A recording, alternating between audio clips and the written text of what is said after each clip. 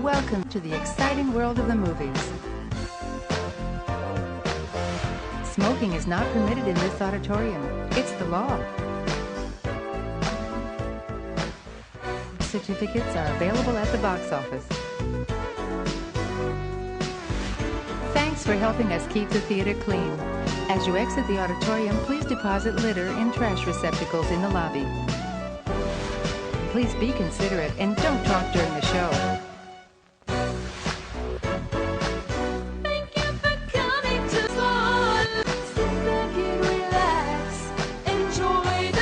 Hello and welcome back to the Movie Graveyard. We are just sending summer movie-going season off with a bang, talking about one of the big action summer movies of all time, starring the biggest movie star of all time. That's right, we are finally breaking down Top Gun, the original.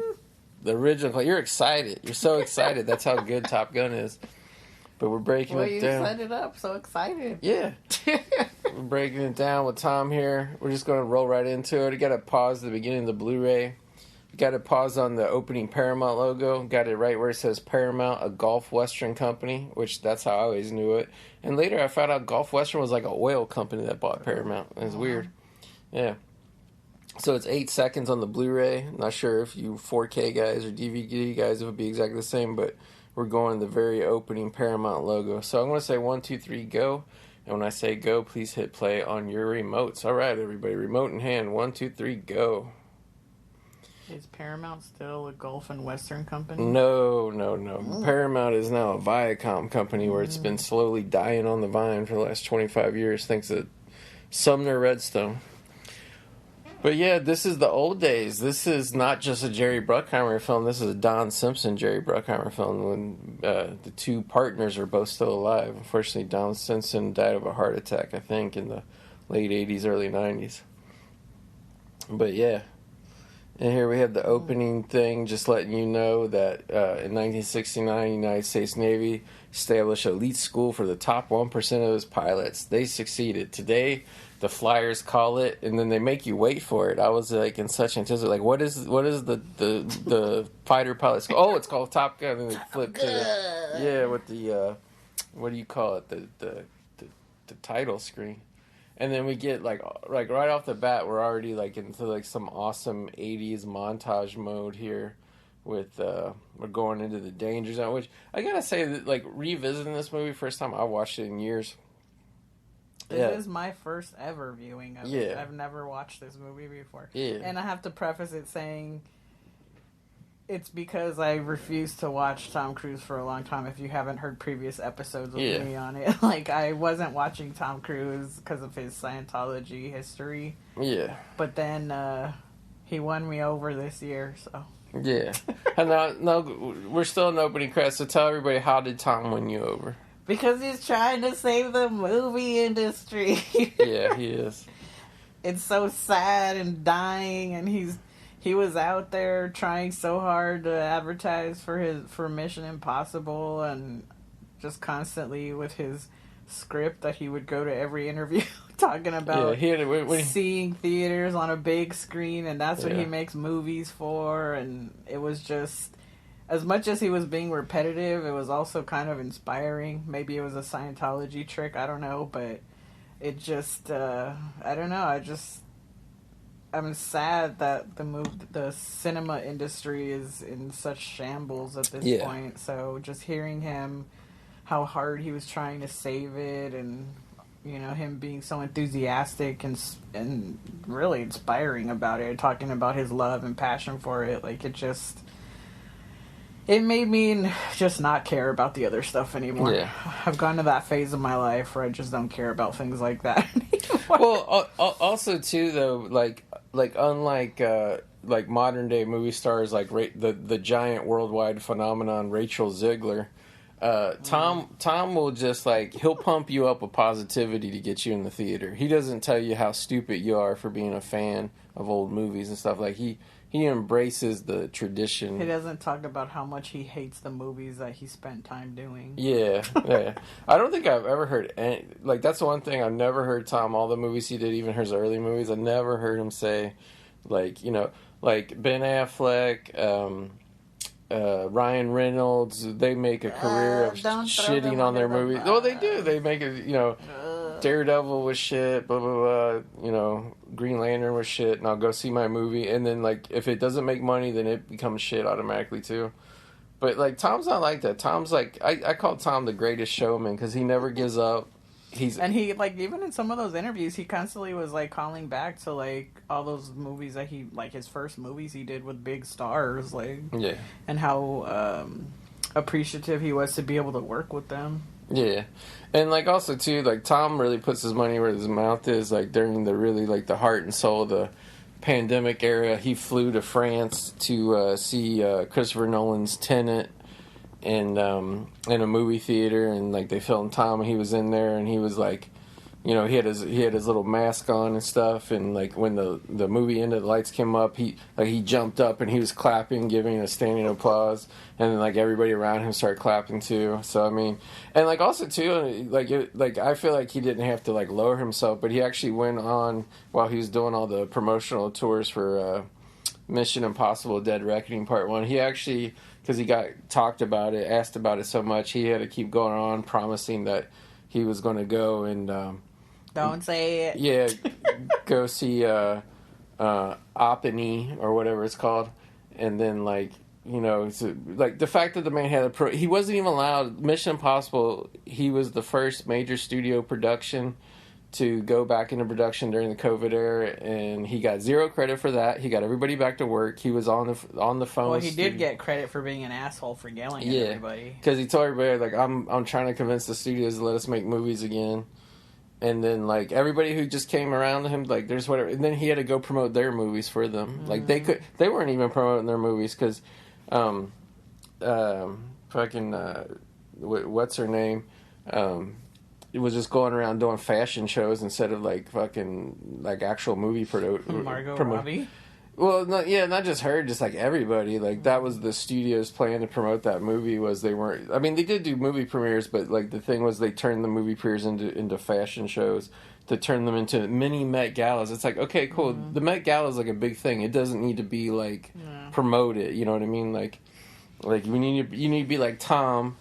He's like in the grubby like back rooms of the movie theaters on their old couches that the employees sit on and fucking smoke cigarettes and drink coffee on, and he's in there eating popcorn and they're taking videos of him and he's telling you to go to the theater. When we saw Mission Impossible: Dead Reckoning Part 1, Tom filmed a video just for that theater because he wasn't just like, oh, welcome back to the movies. He said, thanks for coming to summer. His voice was blown too. He might have been promoting up so much. I forgot about that. Yeah, so I mean, like before the movie started, there was a little like kind of clip video of him and the director, and just saying thank you for coming. He literally just said the same script. Thank you for coming to watch this on a big screen. We hope you like it. And it was cool because I felt like he was talking to me. Yeah. I felt like he was sincere in what he was saying, though. Yeah. I mean, he obviously said he probably filmed the same video for every single theater chain out there. He was like, fucking, he was just like, he was probably rolling his eyes, but he just did it anyway. They're like, okay, Tom, now do it for Harkins theaters. Now do it for Brendan theaters. He's probably like, I've never even heard of these theaters. Honestly, I don't even think he went that way because he just genuinely seems like he's trying to save the movie industry. Yeah. So I think he would have sat there and done like 100 different brands of theaters and just hoping that they all stay alive. And then when his movie came out, he went to the theaters. Yeah. He showed up. He was doing surprise appearances as a viewer, not to go and be like, I'm here, here's some autographs. He was going to go sit in the theater as a viewer of the movie. Because his whole thing is he loves sitting in a real audience and seeing the reaction to the movies. Yeah, even if you don't like his movies, because he pretty much only is allowed to make Mission Impossible movies now. That's all he has time for. Like, I would just say, like, just appreciate the fact that he's like, he's not that he's an old guy, but in terms of like current figures of Hollywood, he kind of is the elder statesman of promoting the movie industry and not like everybody else is just like, oh, I'll make a movie, I don't care if it goes on streaming and nobody sees it as long as I got to make my movie. Tom's not like that. He wants the world to see it He wants the world to eat popcorn. Do you think he was really like in those, like in some kind of jet when he was filming those? Because like he gets like there's a lot of moments in this movie where he looks like he's like losing air or something. Yeah, I don't think he was in But a it real... doesn't look like it's part of the like script. No. Well, I mean, except for the one part later on, but like this beginning part, like he genuinely looked like he was like kind of his head was getting lightheaded or something. Yeah. So this is the opening thing. I really wish they would have done this. Yeah, like Tom's already a fighter pilot at this point. He's Maverick. He's got Goose with them, and they're just flying around the Indian Ocean protecting airspace. And some MiGs come, and Tom's not allowed to shoot them down. So what he does is he goes upside down and he flies over top of them. It's like the one special effects shot that wasn't a real plane. And he has Goose take a puller to the guy while Maverick flips him off. And now I forgot like how this opening part, it seems like kind of silly, but this really sets the whole basis for the rest of the movie. Yeah, that's what I was gonna say. We're not talking about the movie; it's setting up a lot of stuff. Because the other pilot and the other jet, John Stockwell, and his co-pilot's actually Tim Robbins, but he actually freaked out because the MiG had a missile lock on him, but he wasn't like the other plane wasn't really trying to shoot them down. It was just like an intimidation factor. Yeah. But the guy got so scared that he lost his shit, and then like he almost crashes the plane, landing it. Like he fucks up when he tries to land the plane. So like this guy Cougar, I think his name, John Stockwell. John Stockwell, people don't know, he was the guy who played the jock guy with the broken leg in John Carpenter's Christine movie. Did you say this was Tim Robbins? Yeah, Tim Robbins is the co-pilot in the back. Really? Merlin, yeah. And he flies with Maverick later after Goose dies. What the heck? Yeah. But he looks so different. I know. Like, I think Tim Robbins, his biggest movie, because I'm pretty sure this came out like 86, his biggest movie before this was like only like Fraternity Vacation or something. Like he hadn't really done any like big movies yet. Huh. But yeah, so like Cougar was like the best pilot, but because he kind of like washes out here, and he actually resigns because he's got a wife and kid at home, and he feels like he almost died, so he lost his shit. And they're like, "No, you'll be okay. You know, we'll get you back in the air, and you'll just forget about this." But he's like, "Nah, like I want to quit." So like that means Maverick rises up the list of pilots here in the Navy, which means he's going to get selected. Him and Goose are going to get selected to go to Top Gun. But also, too, this maneuver that Maverick pulled, this risky maneuver of going upside down and flipping the guy off, like it actually makes Maverick like kind of a legend within the Navy pilots. People are like, "Oh, we can't believe you actually did it." And like that maneuver is actually why Kelly McGillis falls in love with him. Like later on, it's weird. Well, so like they're telling him he's. Like, the guy was supposed to come follow him to go back, and they're running low on fuel, and he was going to go land, but he was like, no, I can't leave him up there. Oh, there. Is that Tim Robbins? Yeah, that's Tim Merlin, yeah. So then, like, they're telling him to come back, and he's like, he starts landing, and then he's like, no, I got to go help him. So then he goes back up. So, like, you see that he's, like, he's a good, co-pilot kind of guy. Yeah, which is funny because Tom went back up there and risked him and Goose's life just so he could fly next to the plane and look at the guy and be like, "You're okay, you're okay." Yeah, but I think it helps probably to see another jet next to you. Yeah, and just you could look over and know that he's talking to you. You know. Yeah, like he's trying to guide him in, tell him what to do, kind of like he's telling him you're too low, pull up, pull the lever. Yeah, wobbly. Yeah. But the thing that's crazy is, like, you know, we'll get into it a little bit more, but as the film goes on, but this was really Tom's, like, really huge. Like, he was a known actor because of Risky Business at this point, but this is where he became a superstar actor. And it's funny that the whole, like, opening 10 minutes of the movie, he's just got, like, the mask on his face the whole time. Like, you can barely even tell it's Tom, you know what I mean? Yeah. I mean, you can tell it's Tom because we all know what Tom Cruise looks like, but they're really not showing his face. Oh. Yeah. He barely made it. That was the hardest part of the Top Gun video game, was trying to land on the aircraft carrier. Hardest game ever. I don't think I ever got past like the first or second level. Yeah. I'm blanking on the actor's name here, but the bald-headed actor, he was great in this small role too. He also played the principal that was always busting Marty McFly's balls in Back to the Future. Is that the guy that was in? I kept trying to. I forgot to look it up. We were watching some other movie, and there was a guy that was in it. We were talking about how he never appeared in anything again or whatever. Like he didn't really do that many movies. Is this that guy or No? This guy went on to a lot. I think you're thinking of Randall Battenkoff, that big tall guy. Yeah, I think so. Yeah, but John Stockwell was in pretty many movies, and then No, this guy. yeah, him, Oh, and then he became a director. oh wow, Yeah. that's interesting. I recognize his face. Yeah, and then of course Goose, Anthony Edwards, he was famous at this time for playing. Damn, it's not Lewis. He's the other one. I forget, but he was one of the nerds in Revenge of the Nerds. Really? Yeah, Wow, I didn't know he was in that. yeah, and like when they did Revenge of the Nerds Part 2, like he like really didn't want to be in it. I can't remember if he had a cameo or if they just wrote him out or what, but it was whack as fuck because he was really like the co-lead of the original Revenge of the Nerds.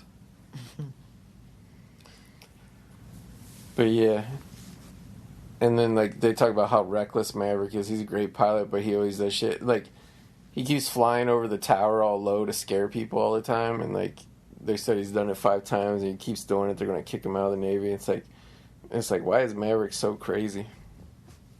I typed in Top Gun to try and look up the cast, and they're Yeah. just showing me the cast for the new one. Yeah, it's like the new one is all that matters anymore. Like, geez, hello. It wouldn't exist if it wasn't for this one. Yeah, this is like such a classic movie for 30 years, but now it's forgotten because something came out last summer. I am like weirding out that that's Tim Robbins. I totally Yeah. just did not see that. That is so weird. I mean, most of the scenes he's in the cockpit with the mask on. You can't really tell him. I think there's only like 1 or 2 scenes where you see him. James. Yeah, James Tolkien. Yeah, James Tolkien also, when he was in grade school, he wrote The Lord of the Rings. But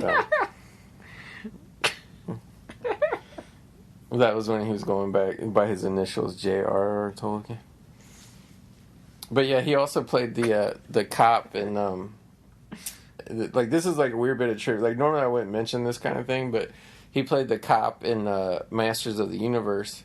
And then what's weird is for years, even when he was a grown adult man, Anthony Edwards was getting molested by the director of Masters of the Universe. Oh, God. Yeah.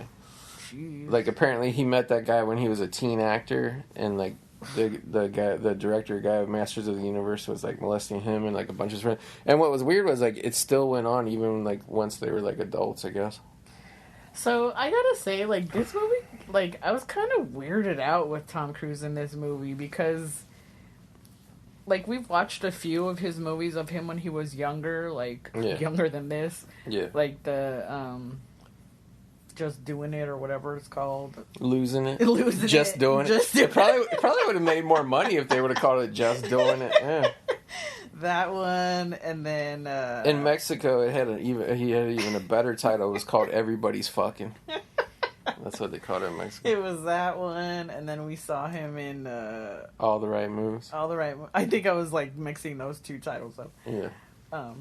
Somehow. But like he was like super young in those, and like he was playing high school age type, kind of really. Yeah.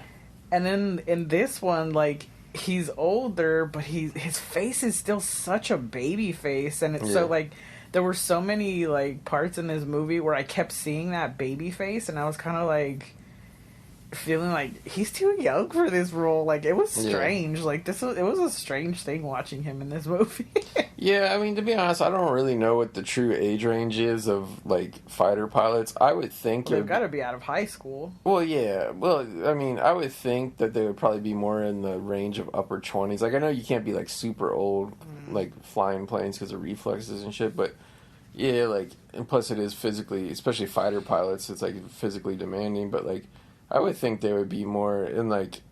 like, Tom really seems like he's, like, mid-20s here, so, like, I don't think it's, like, completely out of the realm of possibility.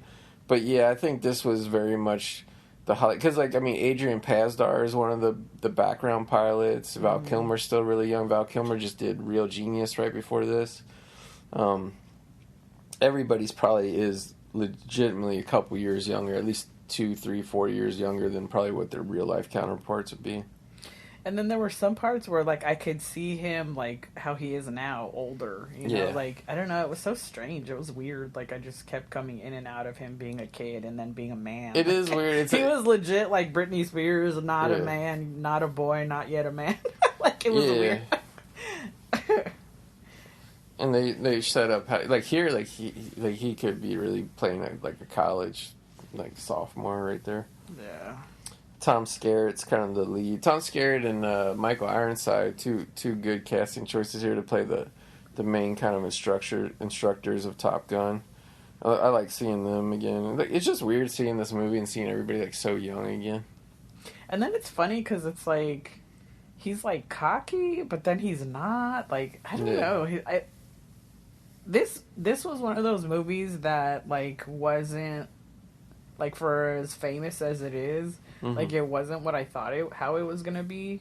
Like, I have that experience with a lot of movies that are, like, really popular that I haven't seen yet. Yeah. And then when I watch them, I'm like, that was not what I thought it was gonna be. Not what you were led to believe, or not so much led to believe. I just, over the years, I just kind of going by, you know, people's reactions to it or how people, you know, talk about it or whatever. Like, I just kind of get an image of the movie, so to speak. Yeah. And, like, I don't know, like, for me, this one, I got the impression that it was going to be, like, this manly, like, cool guy kind of fighter pilot movie, and it's, the guys are cool, but I don't know, like, I didn't really think it was that much the way everybody, like, would talk about it. I think probably for, like, the teenage girls at the time, because, like, whatever age they're supposed to be, I mean, everybody went to see this movie, don't get me wrong, but the people that were probably really into it, I think it probably been more like the teenage girls. Like, I think they would really been crushing on kind of 50-50 between Tom and Val Kilmer. Because, like, everybody used to, like, when the, you know, before, like, recent times when the sequel came out and shit, but, like, back in the day, like, you heard just as much about Iceman as you did Maverick and shit. And, like, when you watch the movie now, like... Which is funny, because he's really not in it that much. Like, Iceman's not... And he's really, like, not that cool. Like, he's like, the main competition that Tom has, because Top Gun is not just a school. Like, they're trying to win first place in it through the training. But, like, like, Iceman, he... I don't know. Like, it's weird. Like, it's like he's there, and he's, like, a prick, and him and, like, Tom are taunting each other, but, like, the way I always remembered it was, like, Iceman was kind of like the villain of the movie, but, like, he's, like, really not. Like, he, like, in actuality, like, he's really not. I don't know, like, I feel like he is. Like, in the end, like, the way, like, what ends up happening to Goose, like, I feel like the dude, like, I mean, we'll get there, but, like, I don't know, like, I kind of feel like he's not a good guy, like, I don't know, and, like, it just kind of gets ignored, like, it doesn't, like, nobody really, like, I've never heard anybody talk about, you know, Iceman being a little bitch or whatever. Well, it's like a weird thing, too, where it's like... Oh, God, those teeth. Ugh. Tom's teeth, He had to get his cap redone because he had it taken off for the outsiders. And he had to get it put I could not stop looking at that when we were watching it. Yeah. And Tom's front teeth are, like, really shifted to the side, like I was telling you when we were watching. But yeah, like, I don't know, like, there's, like, the weird thing at the end, too, where, like, everything's okay between him and Iceman just because he's... All of a sudden. Yeah, he's, like, kind of... Like, Maverick has, like, won over Iceman's approval, and it's like, shouldn't it be the other way around? Like, like, Maverick's the hero of the movie, you know what I mean? Here's the famous scene. Yeah. And I gotta say, these guys were singing so terrible. Well, I think that was the point. I think it's supposed to be a humorous moment. Oh my Tom grabs the microphone in the bar, and he starts singing You Lost That Love and Feeling, which, like... As a kid, I had no idea, like, what this was. Like, I had never heard that song as a kid. So, like, when this was in the movie, like, I had no sort of, like, whatever. But, like, all the guys in the bar join in and singing it. And they're all singing at Kelly McGillis because she's apparently the hottest girl in the bar. Well, it's apparently a thing, though, because, like, when Matt was talking to Goose about it, he was like, I think she's lost that loving feeling. And he was like, no, man, no. Like, so it seems like a thing with them. Yeah. Well, that's why she even says, how many girls have you done this to? But then he's like, well, you're only the second one. And it's just kind of like, it seemed like something they did in every bar they went to or something. And the fact that, like, all the guys knew the song, like, it kind of made you think, like, they do this all the time. So I have to say, like, I wasn't into this lady. I don't know. Yeah, let's talk about Kelly McGillis, because she's got kind of the one ingredient of Top Gun that's been lost over the years. Yeah, like, I just can't. I couldn't, like, they're just, like, the weirdest match. Like, she seems, like, way too old for him, but I think it's only because he's got that super young baby face. Like, Yeah. I mean, I don't really know, like, how old she was during this movie when she made it, either. but, like, I don't know, like, the fact that he looked like such a little boy, like, I just didn't like him, or like her for him. Like, the fact that it looked like, he was dating, like, his aunt or something. Yeah, like, I don't know, and then, like, she was, yeah, I mean, I guess she was kind of frumpy most of the time, I don't know, like, I just couldn't get into her being, like, the love interest of the movie. Yeah. It was too, so strange for me.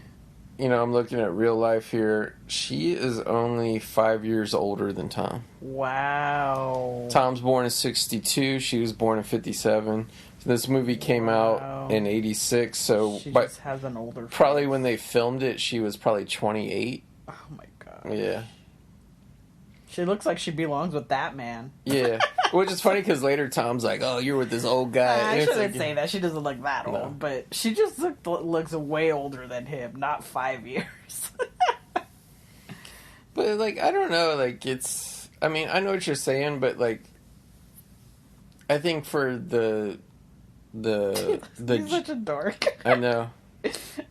Like, he kind of reminds me in this scene, like, how he was in Losing It. When he was, like, hitting on Shelley Long and With shit. his pants all hiked They up. should have just got Shelley Long to come back. She would have been... Yeah. No, I, like, yeah, like, kind of what you're expressing with Kelly McGillis, a lot of people have expressed. And I think she just, you know, not that she, like, aged terribly. She just looked her age and maybe a little bit more.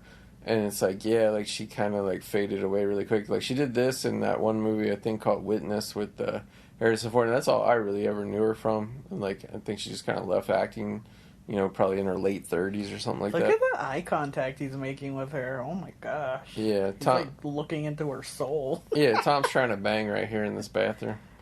Oh my He's God. not taking no for an answer.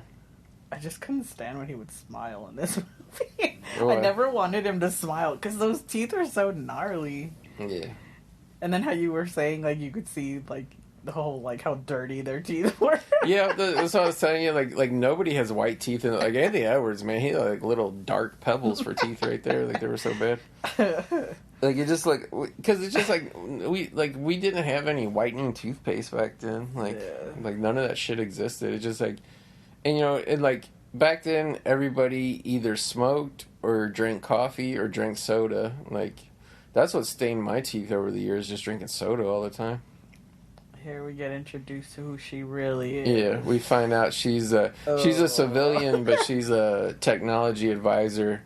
She knows a lot about the aircraft or the enemy that they're, you know, always fighting against and stuff. She's got a lot of military clearance. Yeah, military clearance.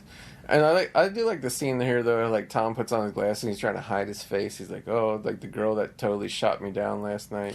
So here's a callback to the beginning when she's trying to say that it can't go inverted. Yeah. And he's saying, "Oh, yes, it can." Yeah, because he has the proof Because that he's done it. when he's done it. Yeah. And he's saying that he has the picture. Yeah. And of course, like, this kind of sets up the but this is what I'm saying, like, the whole movie. Look at Adrian Pasdar in the background, just fucking brooding up a storm. But, it's kind of funny. I mean, obviously, Tom was always going to be the lead because, you know, he was the biggest name in the cast, kind of. But, like, I'm curious, like, all these other guys, like, how much their, like, roles probably got shifted around during casting and stuff. I mean, I gotta say, like, this cast is a bunch of hotties. Maybe except for Anthony Edwards. Oh, he's pretty studly, though. Like, when you look at this and you look like just, like, a few years after they filmed this movie, like, yeah. But I mean, this is the best he ever looked. As a female, any man in a uniform is gonna be studly. Yeah. They will automatically become super hot once they put a uniform on. Yeah. I guess it's not so much that he's not studly. He's just like super. I think it's that mustache to me. It makes him look dorky. Yeah. But I know that's a style. So I mean, I think they probably had him grow the mustache to look more like macho, kind of. You know what I mean? Yeah, to look more manly. Yeah. Instead of like a kid. Yeah. Forgot to say, Rick Rossovich, the big Studley. Rick Rossovich is Iceman's co-pilot. Mm. Later, you see why he got casted in the volleyball scene. He's like the most ripped one. People don't know he was the boyfriend who got beat up and killed by the Terminator in the first Terminator movie. Mm. But yeah, there's a lot of banter back and forth, rude banter back and forth. I know, I can't believe they're talking like that in front of a woman. Yeah. Flipping her off and everything. I think it's kind of like baptism by fire. They're kind of like, oh, you want to be here doing this job, lady? Like, we're going to show you what we're like. Now, you pointed out right away, you couldn't believe it was so prominent, but you could see it in that last shot when he put his glasses back on.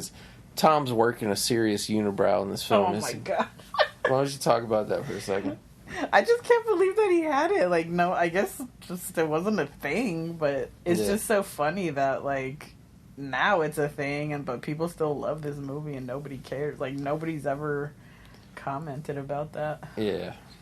There's not much to say about it. I just couldn't believe it. Like, some of the shots, I was just like, dang, that dude's eyebrow's gnarly.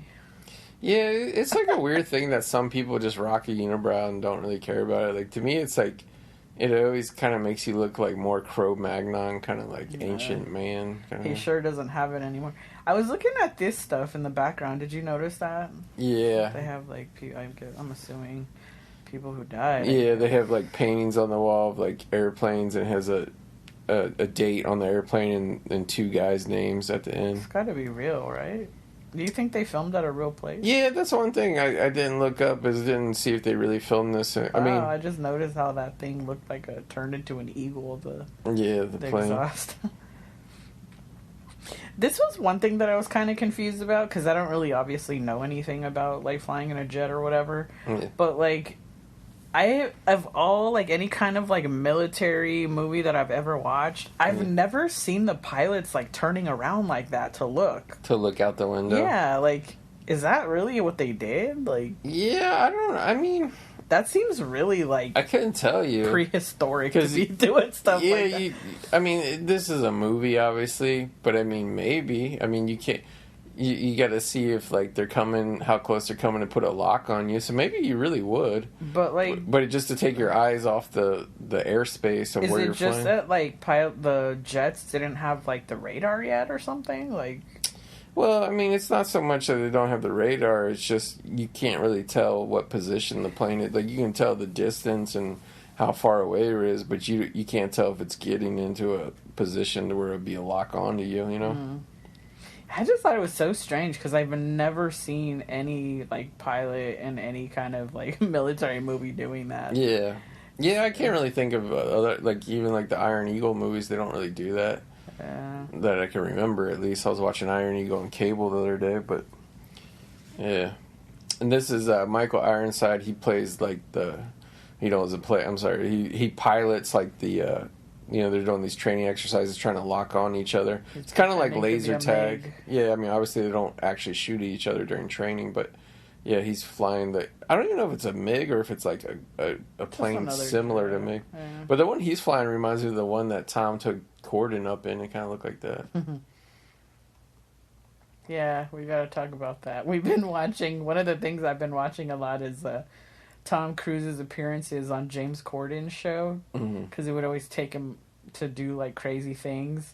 And one of the things that he took him on was on one of these, like, a fighter jet or whatever. And I totally recognized where they were flying was this set where they were flying on this here. Like, yeah. There was this part where he flies in between these two rocks, or it's like, I don't know, whatever you call that thing. And it was almost exactly the same shot from the movie, like where they were flying in between. Maybe that's why Tom wanted to go, because obviously Tom wasn't really flying planes back when he did this one. Yeah. So, and they even say, I forget where they said it is, but Top Gun is like somewhere in California, so makes sense that's where Miramar. Yeah, that's where it makes sense. That's where Tom and James Corden would have went and did that shit. Yeah. Well, I think he said it was Burbank, but unless that was another one of the videos. Yeah, I think that was I thought they went to Burbank was the skydiving. Was it? I think so. Yeah, because I thought they flew to like that airport wherever they were at doing the plane shit. Oh, that's right. I can't remember now. But yeah, like I just thought it was really cool because I was like, hey, that was the shot on the. Oh, this is another famous scene from this movie. Yeah, the air tower guy. He's drinking his coffee and then buzz in the tower. Tom wants to buzz the tower and it makes the guy like the boom from the airplane going by. It makes the guy like spill his coffee. I wonder if they brought that guy back for the sequel. Boom. Got his coffee spilled on. Yeah. It's like he pisses so many people off when he buzzes the tower like that. Like I can't believe he keeps doing it. You think he'd get tired just getting reamed out for it? Well, yeah, like you'd think he would just get in trouble. Yeah. And like they would do something to him, punish him for doing that. Now we gotta talk a little bit. We've seen a little bit in the opening kind of scenes, but like you start seeing it around this point in the movie more now. Is like from this point on, the whole rest of the movie, everybody's going to be either wet or covered in sweat the entire time. Like it's really nasty. Like everybody's sweaty. And then like when the guys get out of the shower, like they don't even dry off. They just wrap a towel around their waist and they just drip water everywhere. That's what you do, dude. I don't know. I don't feel like I'm nearly as wet as these motherfuckers are. I do. Yeah. I'm always like, don't you dry yourself off? And you're like, Yeah. I had the towels out picking up. Yeah. Well, it's like you wipe the towel over you and then the towel gets full of water. And then I can't believe you said Yeah. that. That's so funny. Yeah. I mean, I don't know. I feel like these motherfuckers are really good. Like, at least I, like, run the towel over my hair. These fuckers just start combing their hair dripping wet. I think it's because they're trying to look hot. Yeah, everybody's. And, then, of course, the late, great Tony Scott, unfortunately, we lost him about 15 years ago. Like, I liked his shooting style, just everything looking pretty, everything looking glossy. Mm-hmm. He always pumped a lot of smoke into the air, so that's why everything looks all hazy. Yeah, the guy bumps into a nerd carrying coffee, so he gets more coffee. Why did you show me that Quentin Tarantino video? Now I can't stop seeing that. I want to see. Did you see what he just said? About what? I want somebody's butt right now. Yeah. Oh, why did you show me that? Because I want to get your opinion, or do you think that's really what Top Gun for those Well, now that's what I'm gonna think it's about. Yeah, I mean that scene when she's in the elevators coming up in a little while. We'll get to it. I was gonna wait and bring it up then, but now I can't stop seeing it for the rest of the movie. Yeah. So he doesn't tell Maverick this right away, but Tom Skerritt tells to Ironside. They're talking like, yeah, Maverick's good, but he's reckless, whatever. And he's like, I think this is where Skerritt tells Ironside, I flew with his old man. So like Tom doesn't even know it, but Tom Skerritt has. So like the movie starts kind of slowly unraveling this plot that Tom's dad was a fighter pilot who got killed, but it was like the government, the official cover story, because it was a secret mission. They kind of made it look like he like basically died because of his fault, or there was an error. Like it was just like a secret mission, so you couldn't say that he really died in combat. Yeah. So they had to just say like, oh, he died because he fucked up or whatever. I have to say, like, I thought there was more they could have done with that that dramatic kind of part of the story, but like I was surprised that like this movie was strange that there were a lot of things that happened in it, but they kind of like were like nonchalant, glossed over. Yeah, that's how movies were back then, though. Like they didn't really wring the drama out of it like the way they do now and make people brooding. Like, so I'm assuming that's probably what Maverick. Is because so Maverick many people like made such a big deal about it. I'm assuming that's what it's gonna be like now that they're actually gonna delve into like the dramatic side. Yeah. Yeah, like I gotta admit though, like watching this again though, like it was kind of like it was definitely a product of its time, the first Top Gun, but like I kind of found that refreshing. I kind of missed that. Like this movie, like the music's constantly pumping in and out, like Danger Zone and Take My Breath Away and the other little score pieces. Like I kind of like how this movie just felt like a big music video montage, because like I was like, I mean, obviously we've been wanting to watch this so we could be refreshed. I mean, for you just never seen it, and I hadn't seen this in its entirety for years. So like, we want to see Top Gun Maverick and actually know like what's really going on. So yeah, I was just going to kind of like rewatch this out of kind of like duty to do it. But like I was kind of like that constant music and that music video motif and Tony Scott kind of fluffiness, I guess you could say.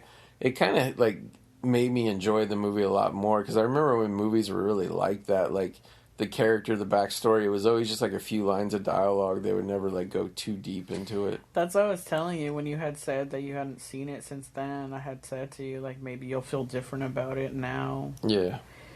So he's telling him that he's worried about his recklessness. Yeah. Because he has nothing else to do in life, so he doesn't want to get kicked out. Yeah.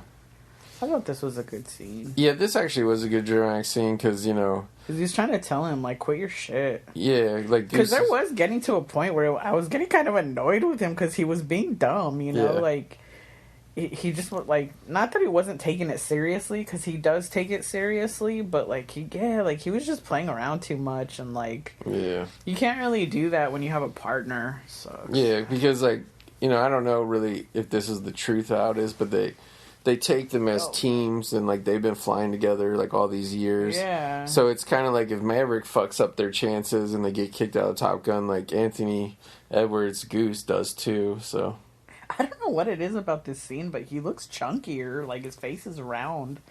I think like actually, it goes more into his neck or something. Yeah, I think he actually looks more buff in that scene. It might have just been like he was just sweating out a lot of water weight in some of the other scenes. Yeah, maybe. See, like now he looks thinner. Yeah, now he almost looks like he's ready for losing it too. I think Kelly McGillis looks kind of good and glamorous in this. I think they were going. You know what I think they were honestly going for with her hair and her makeup and shit. I think they were going through for like some Catherine Bacall look or some shit. Like they weren't going for like a really modern '80s looking woman. They were going for like just a more classic like film. You know, not a femme fatale obviously, but like just a female romantic lead of this year. Because I have to say like as much as like all the '80s music and shit is in it, like this is a movie that's seems very romantic for like the past and you know. Military duty and whatnot. Yeah, because like even the way when she comes walking in and they show her from behind with her stockings, like that's totally like a 1940s vixen kind of look. So yeah, maybe they were trying to have her be more like what they looked like back then. Yeah, and I like this where she like gives him his paper back or whatever, and like the way she's talking in front of the other guys like. Is like she's kind of rebuffing his advances, but she actually writes on the paper, you know, come to my house for dinner or whatever. And then, like, the other guys are, like, making fun of her. Rick Rossovich is being a dick, making fun of him. And Tom tells him, you stink, and then he gets all self-conscious. That was just such the weirdest, like, thing to say to him. It's like a high school thing. I know. I was like, what? Like, that's supposed to be so insulting. It was weird. Now, here's, like, really the classic scene that everybody talks about, the volleyball scene. And, ripped. Yeah, like this is the scene where everybody talks. But like, I could believe it though if you were in California and it's hot out. Like they probably would have like a beach pit there, you know. And then everybody's just like gets super sunburned. Yeah, everybody's super red in summer. Everybody's really ripped. Anthony Edwards is the only one with the shirt still on. Good top. Yeah. Oh my god. I thought it was funny too how like they wrapped up their wrist and their hands to hit that volleyball as hard as they could. Well, they gotta protect their hands. Everybody slow motion posing. They're all sweaty, oiled Except up. Except for Tom. Yeah. He's gotta keep his watch on so he can. Look at that! Look at that rip. Yeah.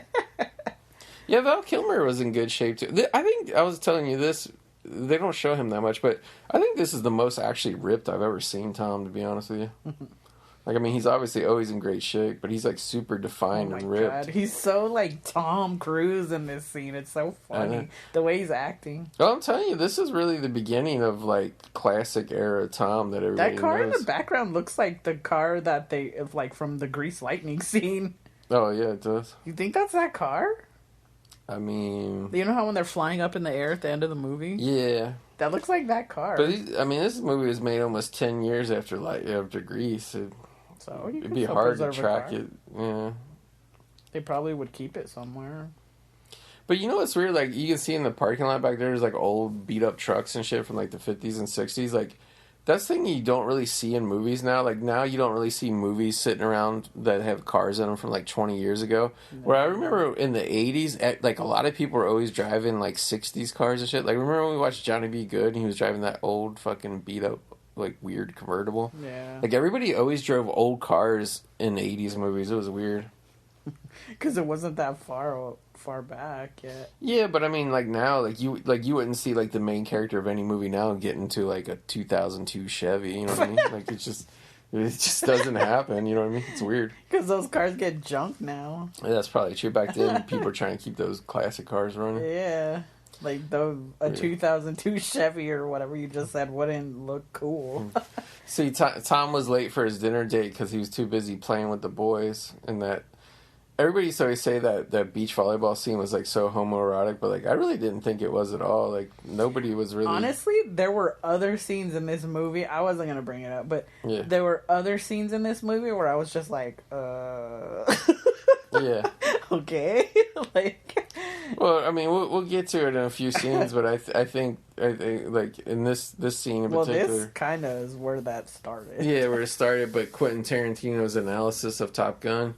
I thought this was funny. I was like, I came to take a shower. Yeah, he shows like, yes, I do mind. What are you talking about? Yeah, like, he shows up late. He's like, oh, I'm all sweaty because I was rolling around on the beach playing volleyball. And he's like, I just need to take a shower real quick. And she's like, no. She's like, I'm hungry. She's like, I want to start making dinner already. This was a good scene, though. I liked it. I mean, obviously, it's like a romance building scene, but, like, it is kind of where you start to get the kind of background story on Tom and, like, what happened with his dad and stuff. Mm-hmm. He's the only pilot that's gone up against a MiG-28 yet. Mm-hmm. And then, like, she's trying to get a promotion, so she's really pumping Tom. He's, like, the only one that's seen this plane in the wild or whatever. I thought this was one of the scenes where he looked like the youngest again, too. Yeah, this is one of the scenes where I was kind of like, I'm not feeling this. Like, it's some Mrs. Robinson stuff going on here. Yeah. So up to this point, though, getting back to your point of Tom being babyface. But he's not dumb. Like, the way he's talking to her, he's not just, like, some dumb, naive young guy. Yeah, I mean, he's clearly banged a lot of women already at this point in his Navy fighter pilot career. But that's not what I was talking about. I just mean, he's, like, she keeps, like, trying to, like, wordplay him or whatever, and he's just not going along with it. He's, like, going right back at her. Yeah. But, like, Tom really had only played high school roles at this point because he did Losing It, he did Risky Business, All the Right Moves. Those are all high school characters. Yeah. And that was, like, the big trio of 83 that came out, so that pumped him up. So he went and did Ridley Scott's Legend right away, which was, like, a fairy tale film, so who knows what age he was supposed to be in that. And then that bombed, and then, like, he did this movie to, like... which is funny, because he went from a Ridley Scott movie to a Tony Scott movie. He just jumped from brother to Scott brother to Scott brother. But, that's a really pretty shot. Yeah, it is. Made him look really good there. Yeah, with the sunlight coming in. Mm. I feel like, too, it's, like, such classic wardrobe, too, that he has, like, with the jeans and the white t-shirt. I know. I kind of liked how he was always wearing white t-shirts. It was kind of, like, cool. Like, I mean, it's very, like, I'm sure... I mean, I don't know. A lot of the military guys probably wore up dressed like that because it was just all they had underneath their uniforms. But and then obviously the leather jacket on the motorcycle. It's funny too because like they always make a big deal out of the motorcycle. Like people, like I guess it's just people seeing Tom on the motorcycle thought it was cool, which is probably is like where he started. Like honestly, riding, like getting all his Mission Impossible motorcycle experience. But like, yeah, like. The motorcycle shit isn't really that big of a deal in the movie. Like, there's there's no scene where he does anything important on the motorcycle. There's just a few shots here and there. It's like just his mode of transportation. Yeah, like if he had a car, like nobody would, even if it was a cool car, like nobody would have really remembered it. You know what I mean? Yeah. But yeah, so this is where we start leaning into Quentin Tarantino's analysis. So Quentin Tarantino, what we're talking about, for years he had a hypothesis of what Top Gun was really about, and he would go around and he would, like the Hollywood parties he would go to and stuff, he would tell everybody what he thought Top Gun was about, and he told it so many times and it got so many people's attention that people thought it was funny, and he kind of kept embellishing over the years to the point where one of his friends was making a movie called Sleep With Me, and there was just an overall party scene where they need a lot of people just talking. Like it kind of cuts around the party, people having random weird conversations. And one is Tom is actually talking to the actor Todd Fields, where he tells him he thinks what Top Gun is secretly about is about a man's struggle with his own homosexuality, and that he thinks that Tom's character Maverick is being... Look, the sign is there. Yeah, for rent. It wasn't there when he first got there. It wasn't? No. But that Tom is being recruited into a gay brotherhood by Iceman and all his guys. And then, see, like, he just left her house without having sex with her, which he obviously could have. So now she shows up to work dressed like a man. She's got the hat and the leather jacket, and she's trying to lure him back. She's using subterfuge. Is that his jacket? No. Oh, no, he had it on when he left. Yeah. His jacket is way different than that. But yeah, so he goes into this whole spiel, and like they ended up putting in, and like that movie Sleep With Me, it is a good little movie. I actually had the Blu-ray of it. I saw it years ago. But that like speech is like the only thing that anybody ever remembers about that movie. And basically, yeah, like he really thought that for years Top Gun was a homosexual metaphor, to the point where when Tony Scott ended up making True Romance, which was based on a Quentin Tarantino script, they let Tarantino visit the set, and he got to meet Tony Scott because he was a huge Tony Scott fan and everything. And then he asked him, "Is Top Gun really about being gay?" And I think Tony Scott had to let him down and be like, "No, we were just, you know." Yeah, I don't know. Like, all I knew about this movie before I saw it, like I said, was just like its reputation, you know? Yeah. And then when Maverick came out, like, again, that popped up of like how, oh, this movie is for gay people. Like, it just was like... The original was gay? The new one. Like, a lot of people were talking about how it was like... Really? I don't remember hearing that. So, like, a thing like that, like, gay people would be gay guys would be a fan of it or whatever. Yeah. And it's just like, because I want to say they redid the volleyball The beach scene. volleyball scene, yeah. So, like, that kind of was always, like, the thing that was hanging over it as well. Yeah. But, like, I don't... When I watch a movie, I don't think about I don't think about the reputation or anything, because I want to take it in for myself and, like, have my own opinion, and, like, yeah. I don't like being influenced by people's, like, perceptions of things. Yeah, so, like, I didn't really think about that, but then there were, like, some scenes where, like, myself, I was like, oh, okay. Like, yeah. I see, you know, like, I get why people would say stuff like that.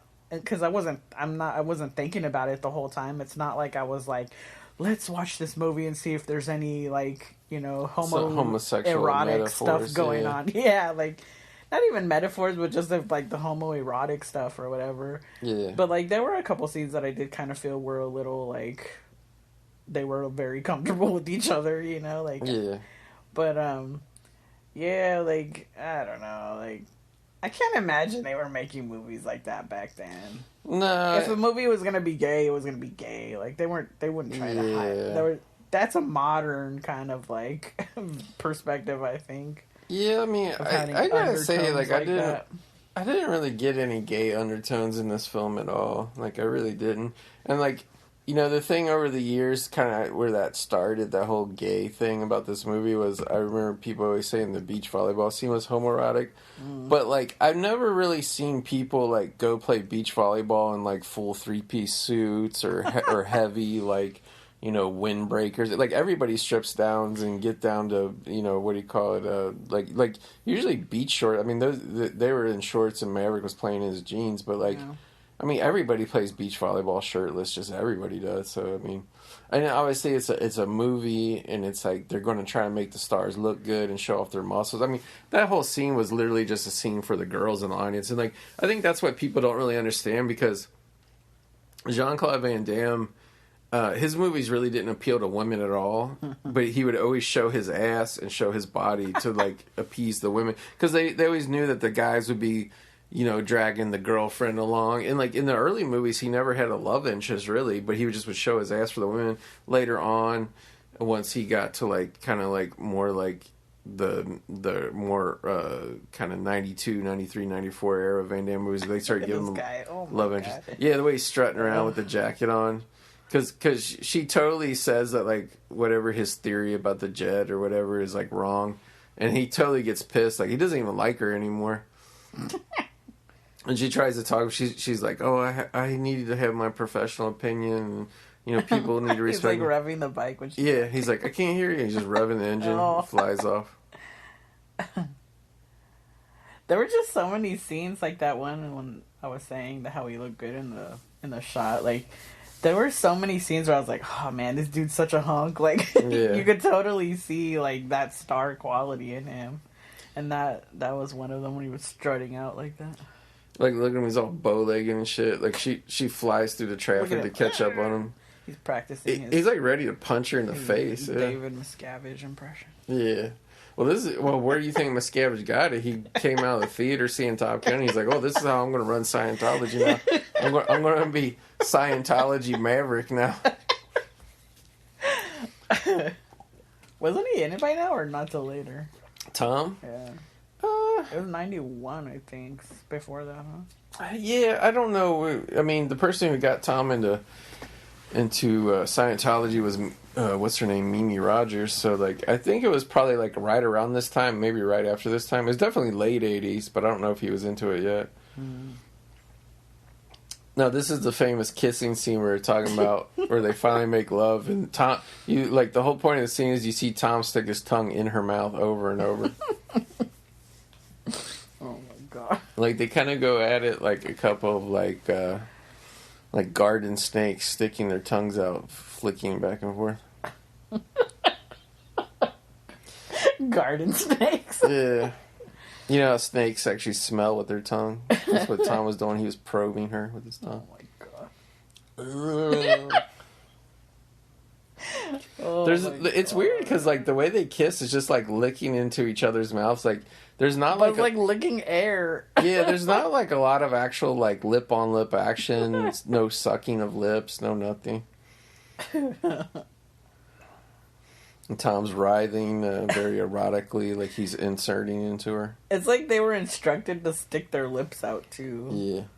And you know what I think it was? Because Tony Scott had that background lit, like, with the blue. Silhouette. Like, they wanted to see the silhouette. Yeah. Now, I was surprised here, like, Tom doesn't just leave a note. He makes some, like, airplane origami for her. And, like, it's actually, like, a two-piece origami he makes. She unfolds it, and there's paper inside of paper. Mm-hmm. Thought this was interesting. He's a man of many talents. Very odd thing to leave a woman after a sexual encounter. A grown woman. Well, because he's a pilot. I feel like this is a classic scene, too, where they're all strutting out. Yeah, when he said, I feel the need for speed. High five. Like, that's just like a scene just to, like, be cool looking.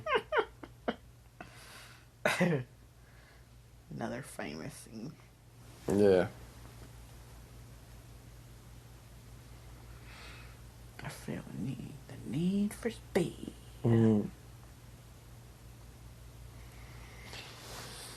So, yeah, like, I don't know, like, I gotta say, like, I was a Tom Cruise fan as a kid in the 80s. Like, I got off the bandwagon in the early 90s. He started doing he still did some good movies from time to time, but there's a couple movies that really knocked me off the stink of Tom.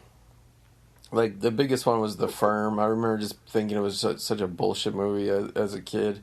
Well, I wasn't a kid. I was a teenager by the time that came out. By the time the first Mission Impossible movie came out, I was really, like not liking Tom Cruise, and I was tired of hearing about how big of a star he was.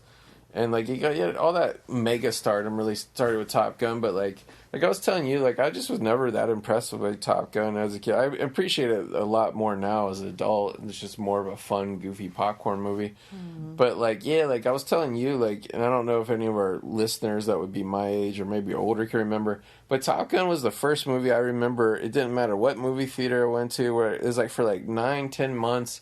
Because back then, you would see a trailer for a movie, usually in a theater that would be coming out, like, the movie would be coming out, like, in a month. 2 months, kind of tops, in the 80s.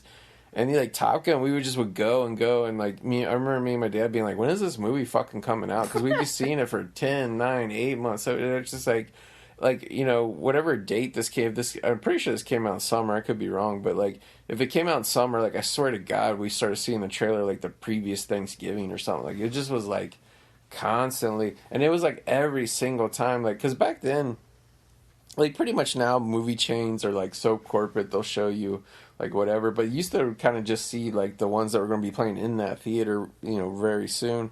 So like you didn't really see the exact same trailers every single time. Like now you do, but like, I remember just always seeing that Top Gun trailer and being fucking tired of it, and there's always like the silhouettes of the planes landing and shit. And I was just like, enough of this already. Like, but I guess it worked. It was a big hit. Yeah, it said he started in 1986.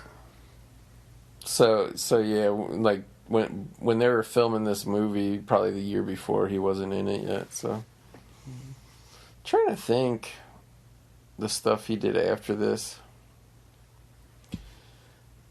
Like, I did think Cocktail was like a pretty worthless movie when it came out. I was like, because, you know, it was like, how do you go from from flying fighter jets to like making fucking mixed drinks? Like hotel bars and shit.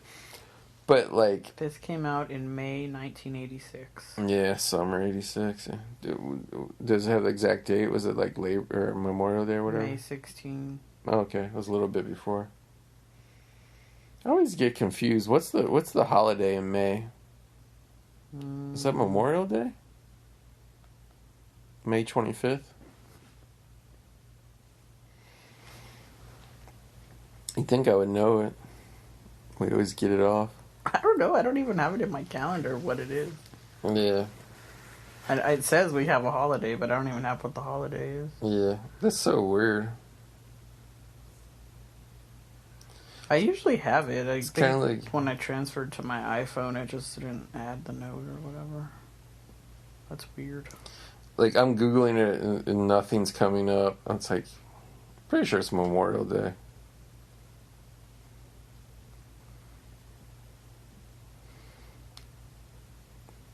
That is so weird that you, like, Google and not tell you what May 25th is right off the bat. Type in 27. Oh, is that what it is? It's not the 25th?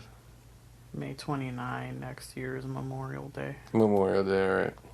I just ruined our podcast not knowing what a holiday is. I thought this was a weird scene where they're all like I can't tell if they're in the shower room, but it almost looks like they're all in a sauna because everybody's in their towels at the same day. Yeah, this is funny, and this is like a weird bit of foreshadowing where Iceman is just reaming Maverick out, telling him how dangerous he flies and how it's just like, but Iceman has no room to talk. Yeah. I do think it's interesting how much everybody was telling him how reckless he is. Yeah. Because, like, yeah. But he admits it. He knows he was doing some dumb shit. Yeah. And he says it'll never happen again. He's like, yeah, whatever. Yeah.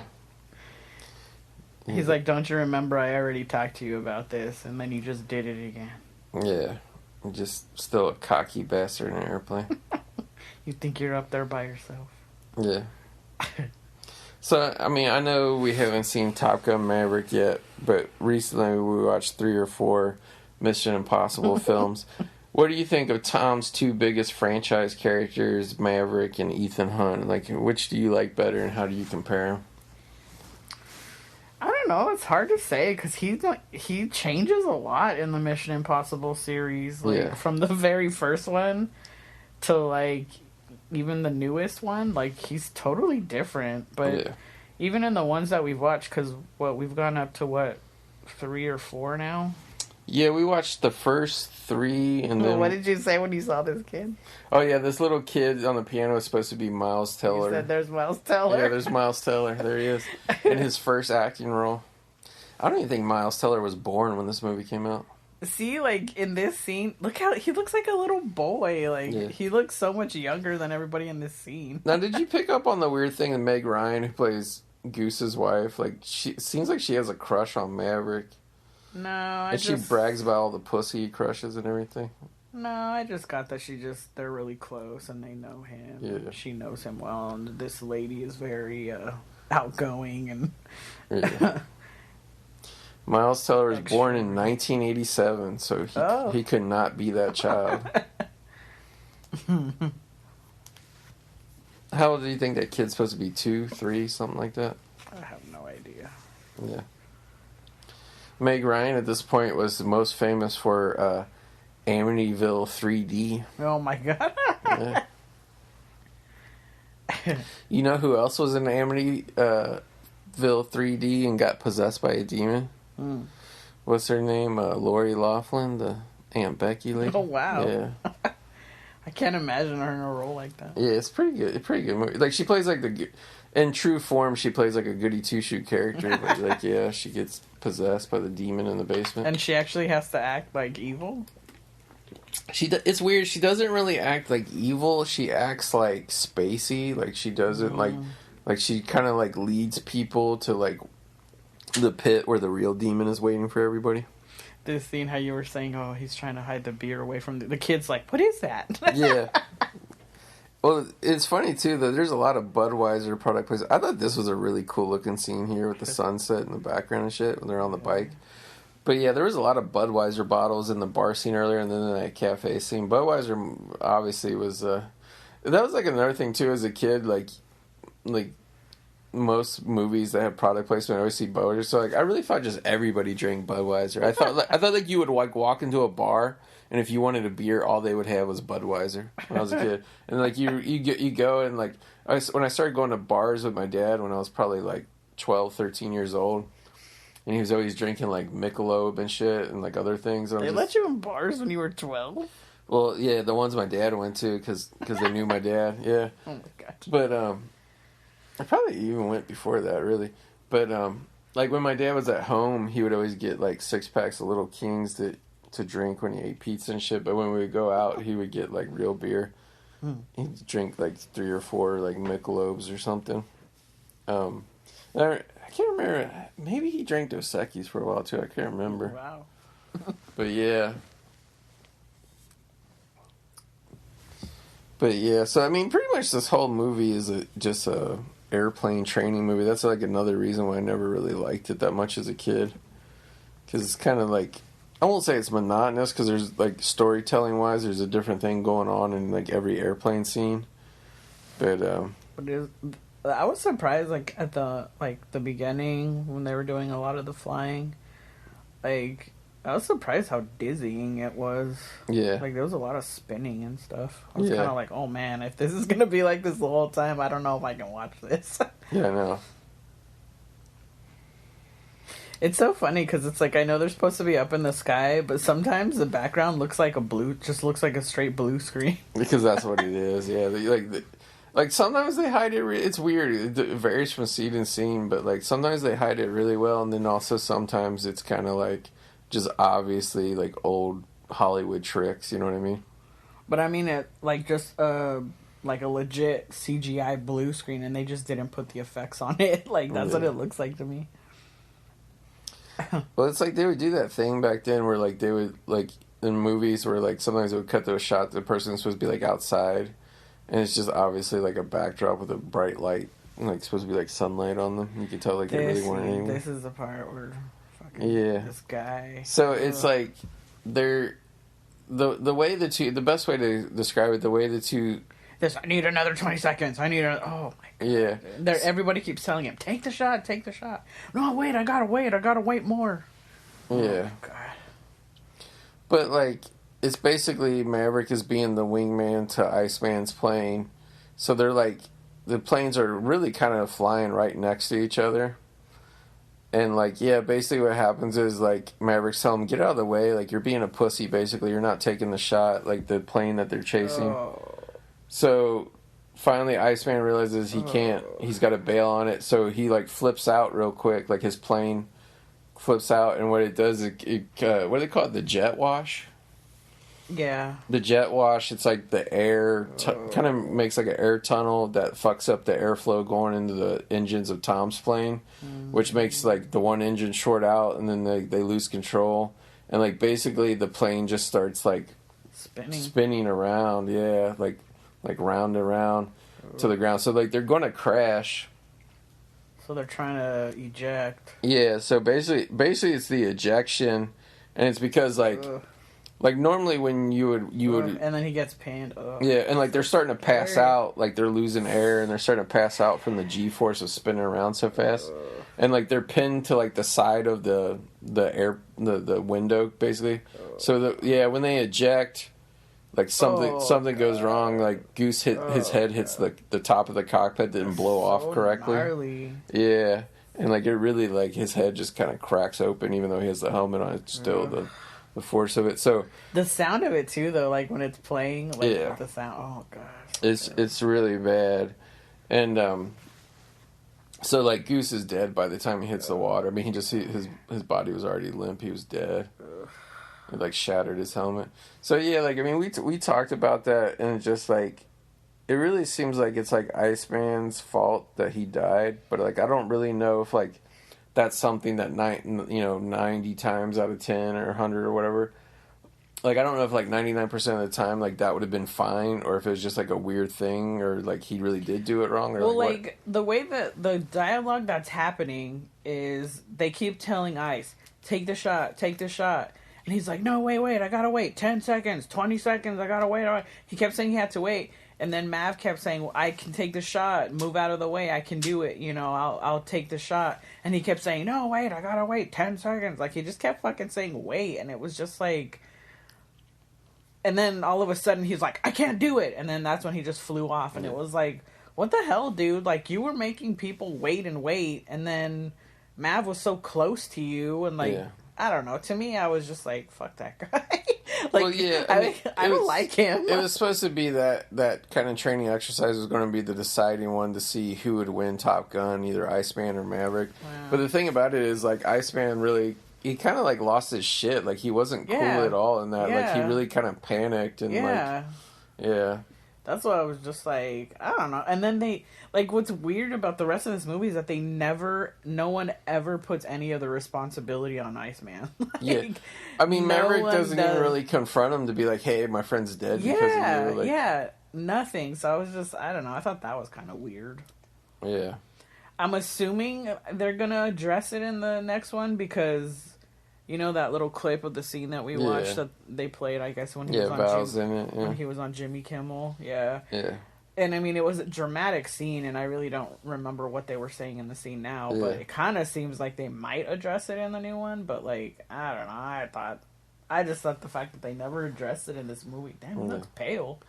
Yeah. I just thought that they never addressed it in this movie was strange. Because, I mean, to me, it seemed like he did wrong. Dang, he really does look pale and red-rimmed.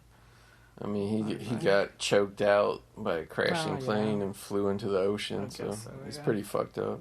Yeah. But, like, I don't know. I thought that was kind of weird. Yeah, it is strange, honestly.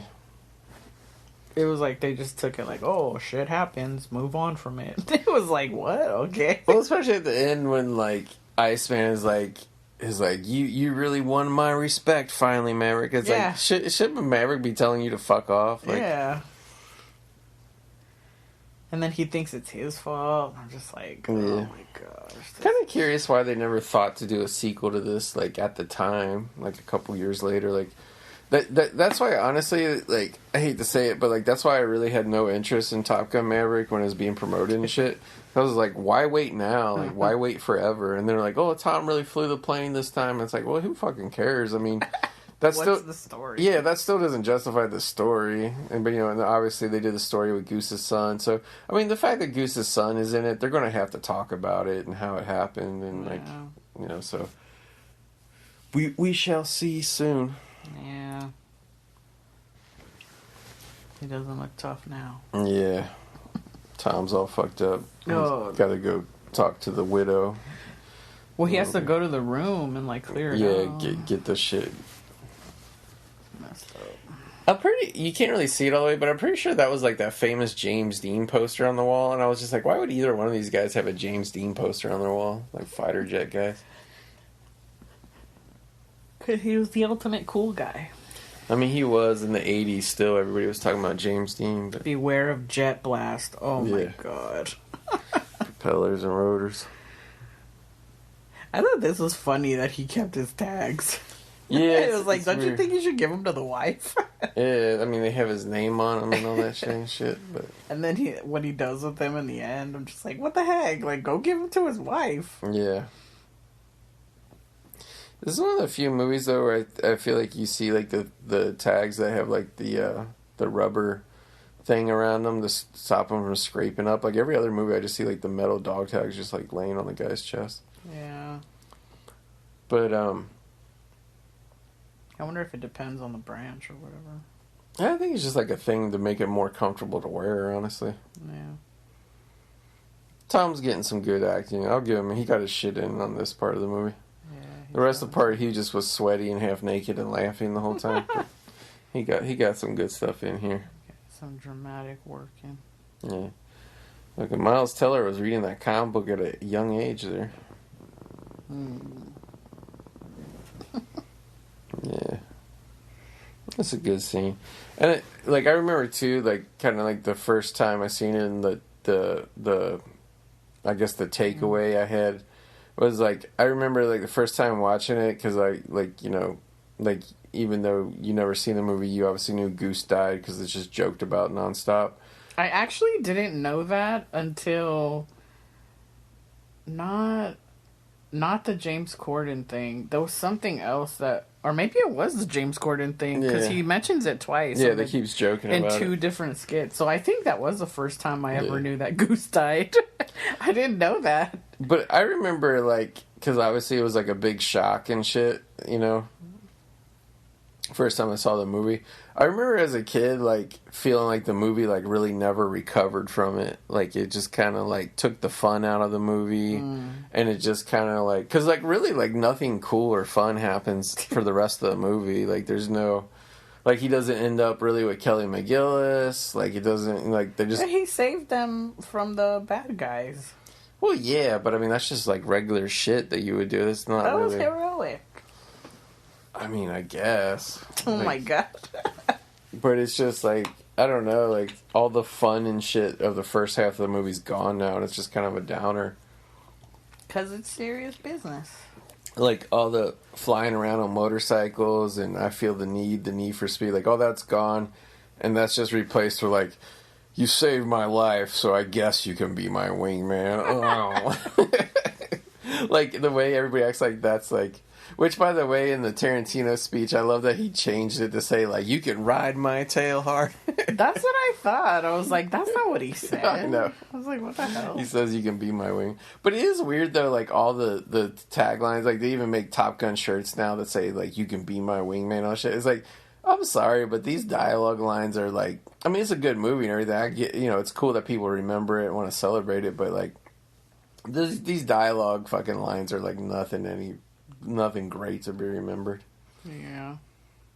When you were, the first time when you were a kid and you watched The Terminator and you see Arnold say, I'll be back and all that kind of shit, that sticks in your head.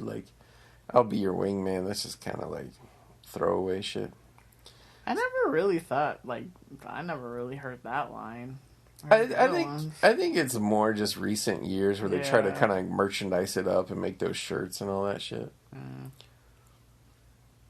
Yeah, and then they show Tom's trying to finish his training with the new guy, but he's lost his kind of I guess killer edge or whatever. He's just got anxiety. Yeah, he flies conservative. He doesn't really want to be flying. He doesn't want to be flying with the new co-pilot that he doesn't like or whatever.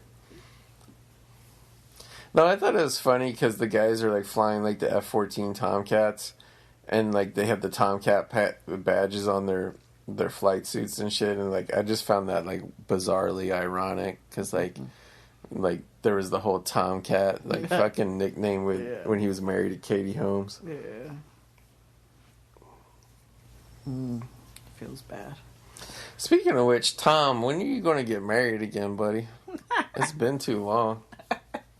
Was two? Well, I was gonna say 2 times, no, 3 times. He said 3 wives. Was that your limit? You're not gonna go for number 4? I just don't. I think it's just because people can't handle the Scientology thing. But I mean, why can't they find a Scientology wife? Like, why don't they find somebody who's already in Scientology? I was gonna say, like, yeah, like just meet somebody normal that's in Scientology. Like, yeah. I don't get it. Like, why does it have to be a celebrity? I guess she was like married already, but before she jumped out of it, he could have married Leah Remini. But like, is it really? She never liked him though. Oh, she didn't like Tom? No. Oh, I didn't know that. But what's wrong with her? Who doesn't like Tom? Come on. But do you think? Well, because they're told that he's like single-handedly saving the world, according to her. No. So like, I mean, you're supposed to be equal in Scientology, but he was always put up on a pedestal. Yeah, he was like the superstar of Scientology. Like, I don't even really know much about Scientology in terms of like the role that Tom plays into it, like with the organization. But like, but I was gonna say, do you think it's really like regular women? Like, do you think it's really like Scientology is keeping regular women away from him, or is it the fact that he's like jumping out of airplanes every fucking 20 minutes? You know what I mean? I think it's more the Scientology thing, because that's a very specific way of life, and if you're not gung-ho about it yourself, then that life isn't going to be for you. Yeah. So, I mean, I really honestly don't know now how involved he is in it, because he lives in London, so I mean... Yeah. Maybe he went over there to... It's not like he's that close to, like, even Florida. Like, yeah, maybe he went over there to get away from it, kind of. I don't know. I mean, I know they have the things all over the world, like their little buildings or whatever, but... All those empty buildings. Yeah, but, I mean, their headquarters is in Florida, and then their big one is... They have that big one in Hollywood, so, I mean... The Celebrity Center, I think, is in Hollywood, but, like... I mean... He's in London, so I don't know. I don't know if he just lives there in the meantime while he's making the movies or what, but... Yeah. I mean... You can't. I mean, I know the centers are everywhere, but I can't imagine that he goes to it all the time or anything. Like, I would think more than anything they would like send people to him to do whatever. Yeah. Like, I don't think he has to like go into a church with like a bunch of other people. But I mean, I don't know. I think it's just really the lifestyle. It's hard. If like that's what I'm saying. Like, I don't get why they just don't find somebody who's already a Scientologist. Yeah. And just try and matchmake him with one of those people. Yeah. Because they're already indoctrinated into it, and they'll live the life with him, you know? And they'll do everything that they're supposed to do. They won't be suppressive persons. Yeah, like, when you, like, nobody, especially now at this point, no woman actor is gonna go anywhere near him, you know? Because of the reputation of it, so... Yeah, I mean, to be fair, like I think maybe Tom shouldn't really go that route either, though, because like he's been married to 3 actresses already, and they all got divorced. Like maybe he just needs to find like a traditional woman. Yeah, that's what I'm saying. Like, there's tons of Scientologists. Like, just find a normal woman. Like, matchmaking with one of the regular Scientologists. Yeah, it's weird. I don't know why. Like, they feel the need to put him with a celebrity.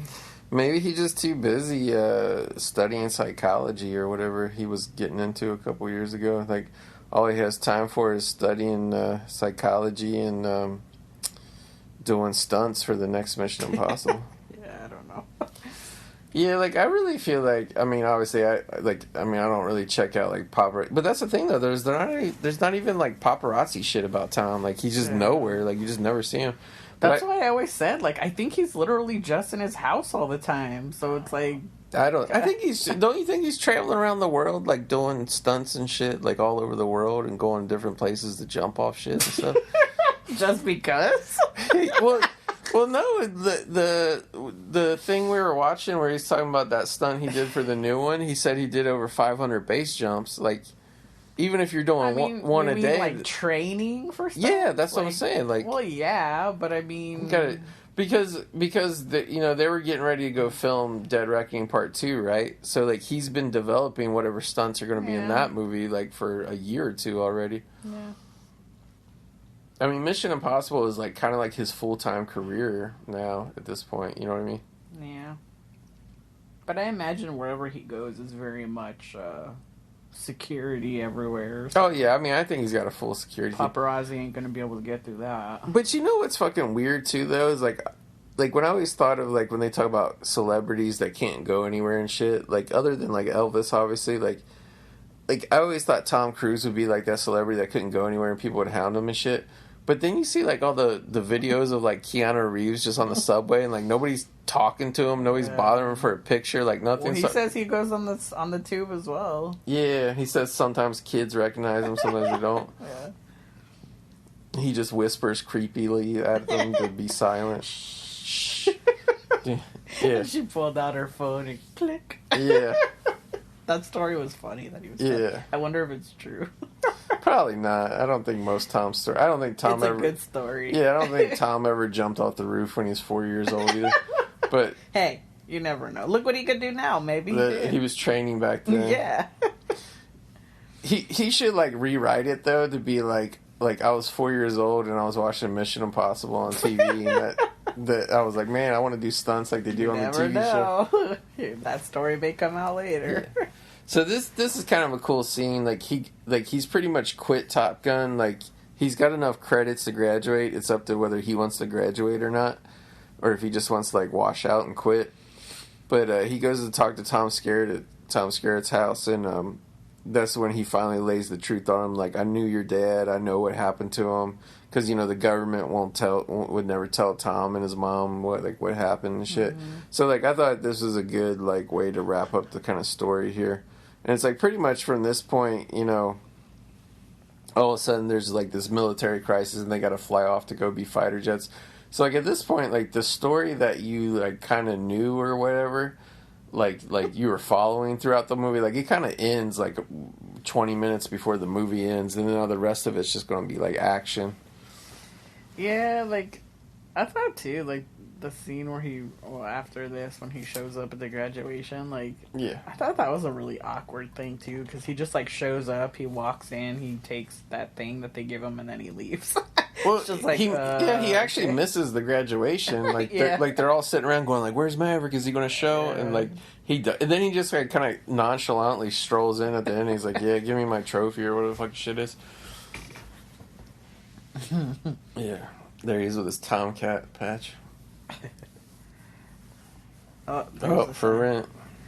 That was already there. I feel like it was always for rent, though. Yeah. Not the very first time when he went. No, because I was looking for it. Did they just, like, reuse the shot? Let's see if it's the same shot. That might be the same shot from when he left the first time. It feels like it's a little farther away now, though. There were just, like, people... But, I mean, they kind of set up the whole thing. I did like this scene, too, where he just watched, like, kind of like the pleasure of, like, he's just out on the airfield watching the planes land and shit. He's kind of, like, reconnecting with, like, what he loves about flying. You know, he's trying to get over the death of his best friend and stuff.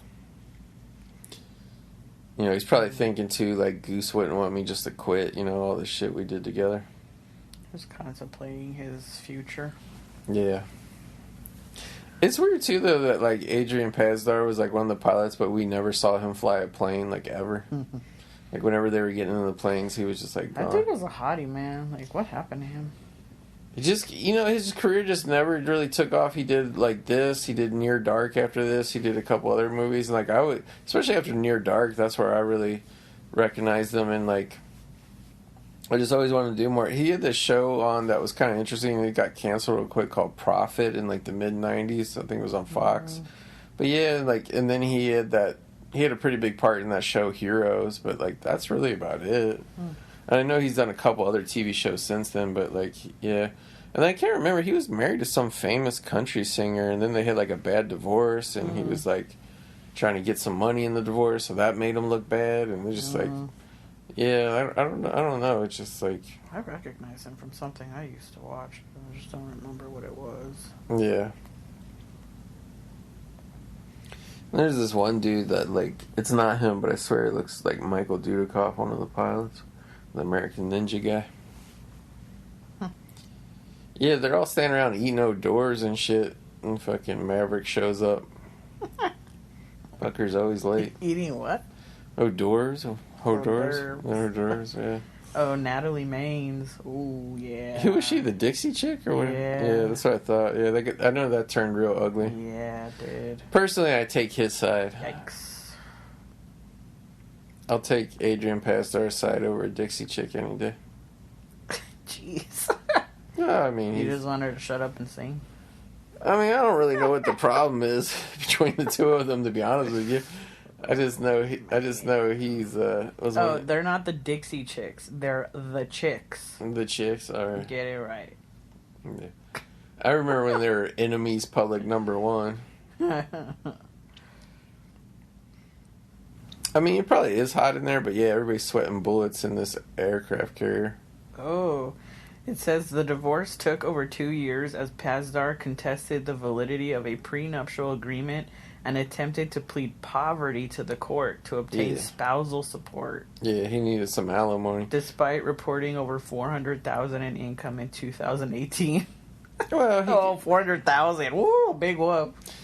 Yeah, but I mean, actors' income $400,000 is really like $100,000. I know, that's what I'm saying. Because your taxes, because you'll be in like the top tax bracket, so that's like basically 40% there. Then you get like 10% taken away from your manager, your agent, like 20%. Like, yeah, like I think he should get some money from the chicks or whatever they're fucking called. Says he's in a band. Plays guitar. Yeah, I remember that too. Charity rock band. Banned from TV. That's interesting. Yeah. So, like, they're back to the same setting. I thought this was interesting. They're back to the same setting that they were at the beginning of the movie where Tom was. He's back in the Indian Ocean. So I think that's why, going back to the aircraft carrier, that's why they put Merlin with him. Now he's got Tim Robbins with him when he's going to fly. I cannot believe that I did not... Is he... they never show him in the rest of the movie, do they? No, because he's not a Top Gun. He's just on this aircraft carrier to the beginning and the end. No, this is the part where Tom's yanking on the missile on the jet. Okay, I see what you're saying. It was before he went to... Yeah.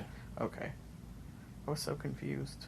Because he was Cougar's, what do you call it, co-pilot, but then Cougar quit being a pilot. Oh, okay. So, and then Goose got killed, so yeah.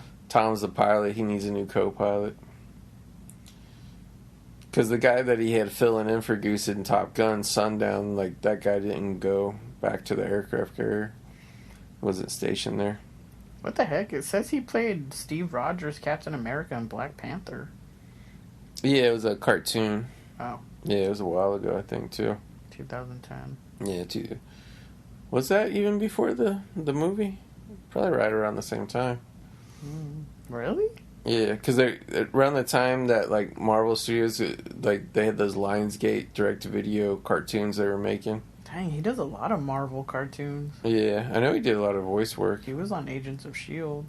Maybe that's what I recognize him from. Yeah. He from recent stuff. Was that the one where he had that stupid mustache? There was something we watched where maybe it was Heroes. There was one of those shows he had a stupid mustache. Oh, he was in the Grand Hotel show I was watching. That's probably where you remember from. He wasn't really in it that much, though. Yeah. There's them tags. Yep, he's going to hold on to them. Just sweating out of the eyeballs, everything. So, yeah, Iceman goes up. Another plane goes with them. I think Hollywood is the pilot there. And, like, they go up. But, like, I don't know why they sent up so few planes, but they only sent up, like, 2 planes to go see where these MiGs are at. Because apparently there's, like, another vessel that, like, lost communications and the MiGs are flying all around it. So, yeah, they got 5 MiGs on them and, like, they're in, like, disbelief. They're like, how could there be 5 MiGs? Oh, shit. It's just, like, because you only sent 2 planes out of nowhere. Yeah. Black Panther came out in 2018. Yeah. So the MiGs, like, they're not fucking around this time like they were at the beginning of the movie. They immediately take down, I think, Hollywood's plane. It's pretty good special effects here, the crashing plane and all that. Yeah. And like they actually bail out and they don't die and they get rescued at the end. So those guys actually don't die. But now it's just Iceman, supposedly the winner of Top Gun, Iceman, and he's just going to get his asshole chewed up by 5 MiG planes that are flying all around. And it is funny when they show like all the planes, like they look like fucking bees like swarming around. So like immediately like Like, Maverick was kind of like in his plane just on standby waiting to take off. Like, if they need a backup. So immediately they're like, oh shit, get Maverick up there. So Maverick has to fly up. Try to go save them. Like, Iceman's just trying to say, see, there he is, Merlin. I think they might show him with the helmet off at the end when they all get out of the plane. But it's basically just a big dogfight from here, and what do you call it? Iceman shitting his pants the whole time, and the Maverick's going to save him, and they use every missile, every bullet, whatever. They take all these planes down. I think they take 3 out of the 5 down, and the other 2 like fly away, get out of there. Dang, Tim Robbins was born in West Covina. Really? That's cool. Timothy Francis Robbins. And what year was he born? 1958. All right, so he was more Kelly McGillis' age. He was older than Tom. Dang, he just got divorced in 2021. Yeah, it wasn't that long ago. Let's see. I'm pretty sure it's Tony Scott that did that submarine movie with Denzel Washington and Gene Hackman. I'm blanking on the name of it. Crimson Tide. I'm pretty sure he directed Crimson Tide. So like all the war room scenes in here with James Tolkien, they were kind of like training for Tony Scott to do that shit later on. He was in a lot of TV before he was in movies. Who? Tim Robbins. Really? He like, started in TV. Like, was he doing like bit parts in sitcoms and shit? Yeah, in 1982. Yeah. He started being in movies around 83, 84, 85, so yeah. His first movie was in 84. His Toy Soldiers and No Small Affair. Yeah, I think he just had a bit part in No Small Affair. Then he had Fraternity Vacation, The Sure Thing, and Howard the Duck before Top Gun, where Howard the Duck and Top Gun came out in the same year. Yeah. That's interesting. Yeah, I always forget that he was in Howard the Duck. Because like, I always think of the movie as just Leah Thompson and Howard the Duck running away from the principal from Ferris Bueller's Day Off. I can't remember that guy's name, Jeffrey something. Jeffrey Jones, some shit like that. The principal from Ferris Bueller. Oh, I was thinking of Breakfast Club for some reason. No. That's what's his name, Oh, that Paul. nerd guy? The one that says Bueller. No, that's a teacher. No, that's not the principal. That's like the math teacher. It's like the red-haired guy. He gets like taken over, possessed by an alien in Howard the Duck, so he starts transforming into like this monster. And like Howard the Duck and Leah Thompson are like running away from him. One thing that like is kind of weird is like I think Howard the Duck like wants to have sex with Leah Thompson in that movie. Like he's always like crawling into bed with her and shit. I thought it was like that. Yeah. Because like maybe at the end of the movie she's like cuddling him or something. She's like, "Oh, Ducky, oh." Yeah. I think that's another one I can't really remember seeing all the way through. Yeah, it's really good. I loved it. I remember seeing it as a kid. I loved it. And I remember, because it was like George Lucas produced it and shit. I was like, oh, this is fucking awesome. You know, like when you're a kid, you see a talking duck. It's like the best movie ever. People are like, this was a bad movie. It's just like, okay, this was like the era of like fucking Ghoulies and all that shit. Like there were so many trash movies out at the time. And Howard the Duck is like one of the movies that like, it is funny though that like George Lucas had the pick of like the Marvel Studios characters, and he's like, I want to do Howard the Duck. I think this whole part is like scary. Yeah, it is good, and especially like one thing that like just on a filmmaking level, like watching this, like you can tell this is like the old analog era of filmmaking, and it's like really good, like. The kind of shots they would have to do to cut this together to make all these like battle scenes coherent, like it really is a good filmmaking job because it really like some of the shots it's like only like 2 seconds here, 2 seconds there of a plane flying this direction, flying that direction, but they really, you know, with the writing and the dialogue of the pilots in the cockpit, like they do a good job of not leaving my wingman. Yeah. Yeah, Maverick's willing to die here to save Iceman. Do it. Yeah. Bye-ya. That is one thing, is like the shots of them firing the missiles, like I'm curious how they did it, because it just those look like the full scale planes. They don't look like models, and the rockets shoot off of them. Yeah, Iceman gets pretty shredded with bullets. So he doesn't. I don't think he takes any missiles, but his plane gets pretty shut out with bullets. Which like you know the old Red Baron days with those propeller planes that were going slow. I could see them shooting like machine guns at each other. But it's pretty amazing that jets that go this like fast could actually still shoot bullets at each other like that. Like whenever I watch this movie, I always think of G.I. Joe because I was like the cool and I had it too, the cool G.I. Joe, the F-14 Tomcat fucking jet. I got it for Christmas one year. It was awesome. It was just like the ones they fly in. This even had the wings that like had like a little lever on the top of the plane. You pull them back, and the wings go from being straight out to angled back the way they do. Which like I don't think they really ever show that in this movie that the wings like angle back when they take off. I think it's cool, like how at the beginning of the movie, or I mean not the beginning, but once he goes to Top Gun, like they show them doing all those training things and just doing like fake shots or whatever, and like. Yeah, you know, they're not really shooting. Yeah, it's just like laser. And like here, it's like it kind of is like cool, and that like you see him that he's actually shooting things now. Yeah, because it's like oh shit, this is real. Like it's like they're really like killing people now. Like it's crazy. Yeah, and even like all the spins and shit they have to do to like dodge the bullets. Yeah, like it just seems so like you can't believe he's actually having to like. Do stuff now for reals. It's not training.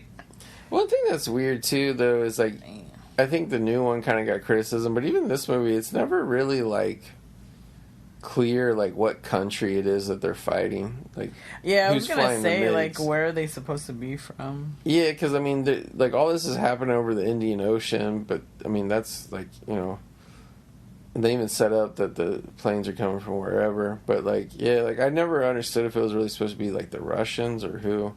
Yeah. Like, I mean, I think Russians were the ones who used MiGs the most as planes, so I just always assumed it was them. But, like, even then, it was like they're playing diplomatic with, like, the country. Because, like, back then, they would always be, like, the terrorists are from this country. Like, they weren't afraid back then in movies, but this is, like, the first movie that tried to be kind of diplomatic about it. Yeah. Now you have to, because I think even the new, the Top Gun 2, they get really, like, super generic, too.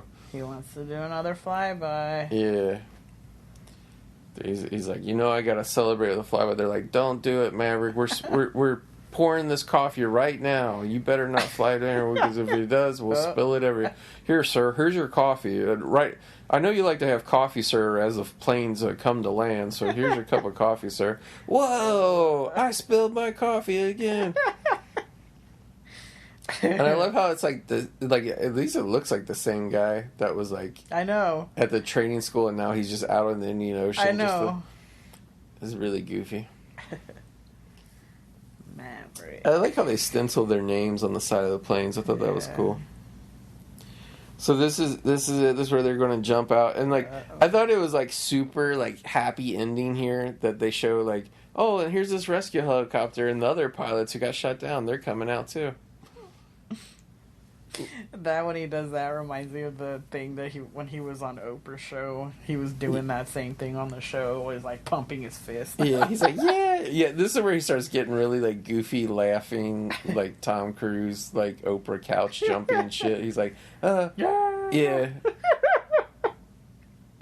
And then the guys who got shut down, they're all happy to see Tom.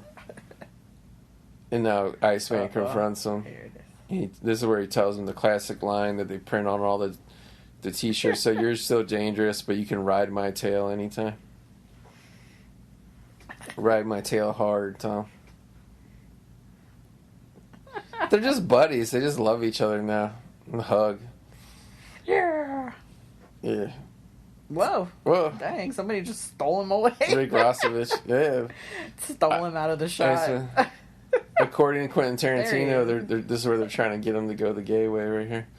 But no, they already won. He did go. He did, yeah, because Kelly McGillis is nowhere in sight on this ship. Like, he's just with the boys now. Now, this is the scene where we wrap up the whole movie by he throws oh my god, Goose's dog tags into the ocean. He stole them away from his widow. Now he's throwing. It really does make no sense why you. I would have been mad at him. I'd have been like, man, I wanted those. Yeah. Why didn't you give them to me? Wouldn't you at least want his like baby son to have his father's dog tags? Yeah, like. He's like maybe that would be like the whole. I would want that. Maybe that would be the plot of 2. He's just like, you kept my dad's dog. He's like, I didn't keep them, son. They're in the bottom of the Indian Ocean. You better grab a fucking snorkel if you want to find those fuckers. But it's gonna be hilarious if he actually has them. Yeah. Tom's like, I realized I made a mistake. I went after that. Yeah. Dang, he's puffing smoke in his face. I know. They do like CGI de-aging. They go back to that moment where Tom throws him in, but he's like, oh shit, and he jumps in, he starts swimming in the bottom of the ocean. Oh man, maybe I should give him to his wife. Yeah. Oh, I never thought of that. Oh. I was just too busy trying to win the love of Iceman. Yeah. Fighter Town, USA. Yeah. So they kind of wrap it up by saying like, oh, like, Tom, you can go be a pilot anywhere you want. You're so awesome. He's like, I think I want to be an instructor. So like, they kind of he's said like, I don't want to fly anymore, even though I love it. They kind of set it up that he's not going to keep like fighting and blowing people up and shit. So like, then he's just hanging out at a bar drinking beer, and then all of a sudden, the romantic song comes on the jukebox. He said, what? Huh? I love how he turns it around. Like, it's not just like, oh, that song's playing. He turns around like there's a fucking ghost in the bar. He's like, holy shit, what happened? And then, And then he puts his jacket over his shoulder. Yeah. Like a model. He's so spooked, man. He's looking at all around this bar. Where is this ghost that played this? He's looking for her. And you think he's really going to expect her to be there? Maybe he expects Goose to be there. Yeah.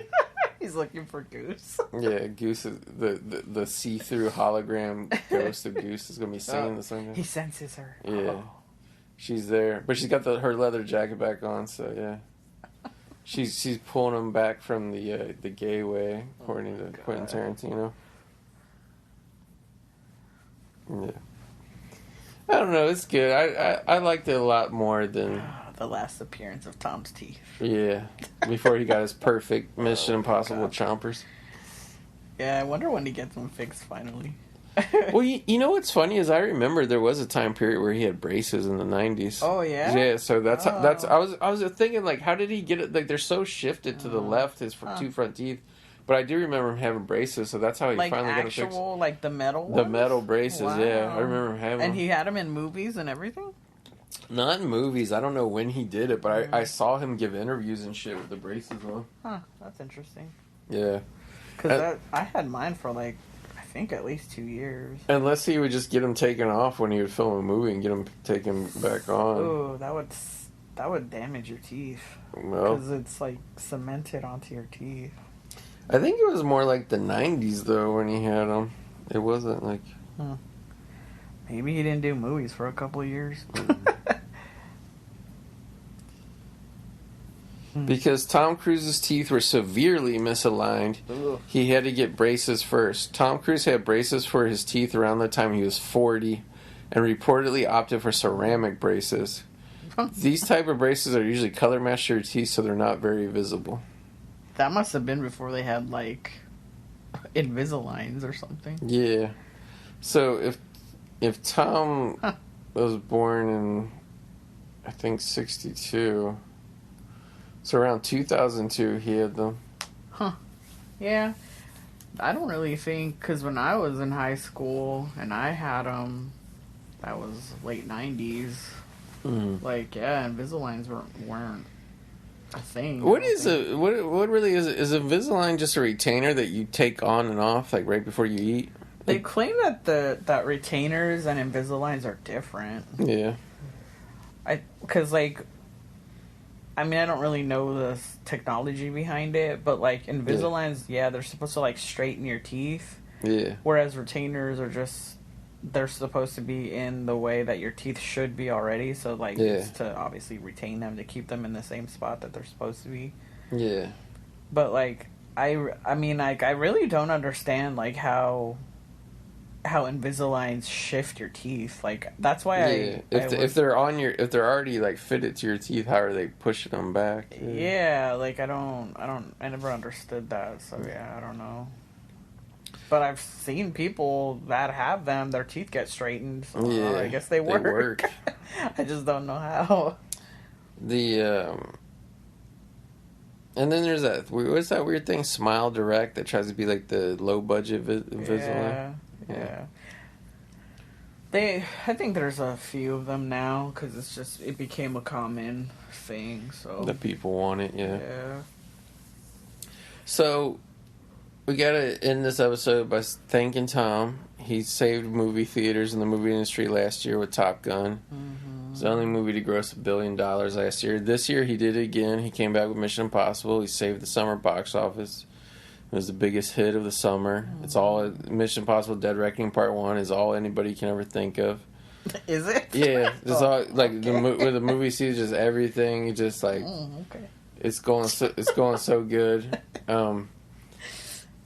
Unfortunately, there's a actors and a writers strike, so Tom can't do Dead Reckoning Part 2 yet. But he's going to end that. I'm pretty sure he's going to be the one who ends that because he needs to get back to work. Because I mean, Bob Iger doesn't care because Bob Iger he started the strike and he's just like collecting ticket money at Disneyland. But so he doesn't really care if they make another because like that was kind of like the scorched earth of the strike was Bob Iger brought it on because all his movies flopped. So he was like, well, why am I going to like keep making movies when they're just all going to flop? Like I'll just create a strike so we won't have any more flop movies anymore, and our ticket our stock price will go back up because we'll be selling all these cheap tickets at Disneyland. But I think Tom will be the one who brings common sense back to Hollywood. Because if you don't have any more movies coming out to the theaters, how are you going to sell the popcorn? People ain't going to sell. Like for real, I saw an article that I forget like where it was, but like Cinemark did a thing with a delivery service that they can just start delivering the popcorn to your house now. Wow. So yeah, they know that their time up with showing movies is going to run out. There ain't going to be any movies left for a while. So and like if you have like a really good movie that has really good word of mouth nowadays, you're lucky if you get 6 weeks of good box office. So if you just got the same movies playing for 6 months, like by the time you hit like month 3, like you're just gonna be playing empty theaters, Can you imagine how weird that would be if a movie stayed that long? Yeah, That'd be so strange. I remember they used to like if a movie was even a halfway hit, it would be out for at least like 3 or 4 months. Like with Star Wars, how it stayed out for like years or whatever, Yeah, however long just it kept was. playing, Like, that's yeah. strange. Like, I can't even imagine what would do that now. Like, Yeah, what kind of movie would like garner that kind of attention for so long? I mean, the only thing I can really think of is Top Gun Maverick because they re-released that like 7 times. Like whenever they did because Disney did it too with I think the first Black Panther. They wanted to reach like 700 million or some shit. So they just kept re-releasing it, and like every time they released it, they get like another 4 million. I was like, okay, now after another month, we'll release it again, and it'll be like another 4. But Tom kept doing it like the way they did it is they just told the theaters like whenever some shit like flops and like the business is lower than what you thought it was going to be, like just play Top Gun again. That's how they kept doing it, and then they also kept bringing it back for different holidays. So it was like it came out in the summer, it played, blah, blah, and then they're like Veterans Day is coming up. It hasn't been in theaters for a couple weeks. We'll put it back in theaters. Like that's how Tom got the box office. So I think I told you this the other day, but like because Mission Impossible is like kind of going away now, and there's like all these new movies coming out, pushing out, but they're flopping. So like with Last Voyage of Demeter totally flopping, and with Meg 2 start out strong, but I think it's dropping off pretty quick. I think a lot of, and then that Will Ferrell talking dog movie Strays is going to bomb really hard. I think like they're just going to bleed screens and then bring Tom back in like a month. Oh my god! So yeah, Tom. I mean, I don't even think we could have a movie industry anymore without him. Like when he gets too old to make Mission Impossible, I don't know. Like I feel like we're going to be fucked. Like really. Well, he's gonna make the movie till he's 80, so Yeah. it'll be a while. I mean, I think he'll be making them past that. To be honest with you. Oh yeah. But because he'll stay in good enough shape that he can at least do the running scenes. He's still going to be running at that age.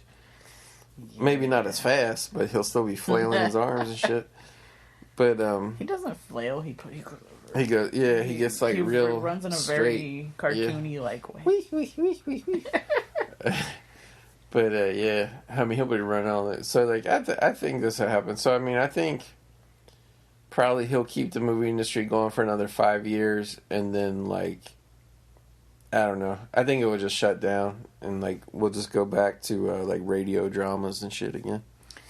I mean, like, seriously, because it's like, I just don't get like those movies that you just said. Like, I mean, I think the Demeter movie should have come out around Halloween. So I mean, I kind of get why that didn't be, isn't gonna do that well. But like, even like September would have been better. Yeah, but like Strays, like that's like a kids movie, like, and that can't do anything. Like, well, no, it's rated R. It's not for kids. Is it? Yeah, like the dogs. Because it's like when I was a kid, they used to make all those like kids those talking dog movies where they didn't really talk; you just heard their thoughts or whatever. Yeah, it's like that, but like they're gonna be saying fuck and everything. Oh, I thought it was a kids movie. Nah. Well, see, like that, it's just like adults don't want to see talking dogs. Like, why did you do that? And people really don't want to see Seth Rogen's Ninja Turtles. Like that. That shit's ugly. Yeah, that shit is hard on the eyes. Yeah. But what was the other movie you said?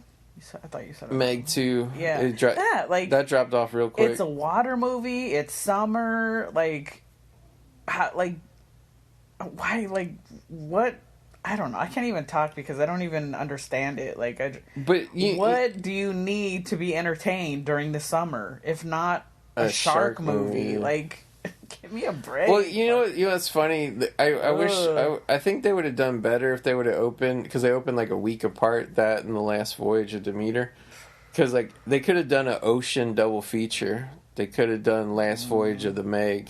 And forget all the gimmick shit. We don't need gimmicks. I mean, but that's the only thing people like, though, is the gimmicks that go on. If you like, why see one movie when you could see two and make memes out of it? You know what I mean? I guess. Like, if that's the way you have to advertise your stuff now, I guess. Yeah. Because it sounds so stupid to say, but I guess it is. It's like I don't really get why that shit excited people so much, but it did.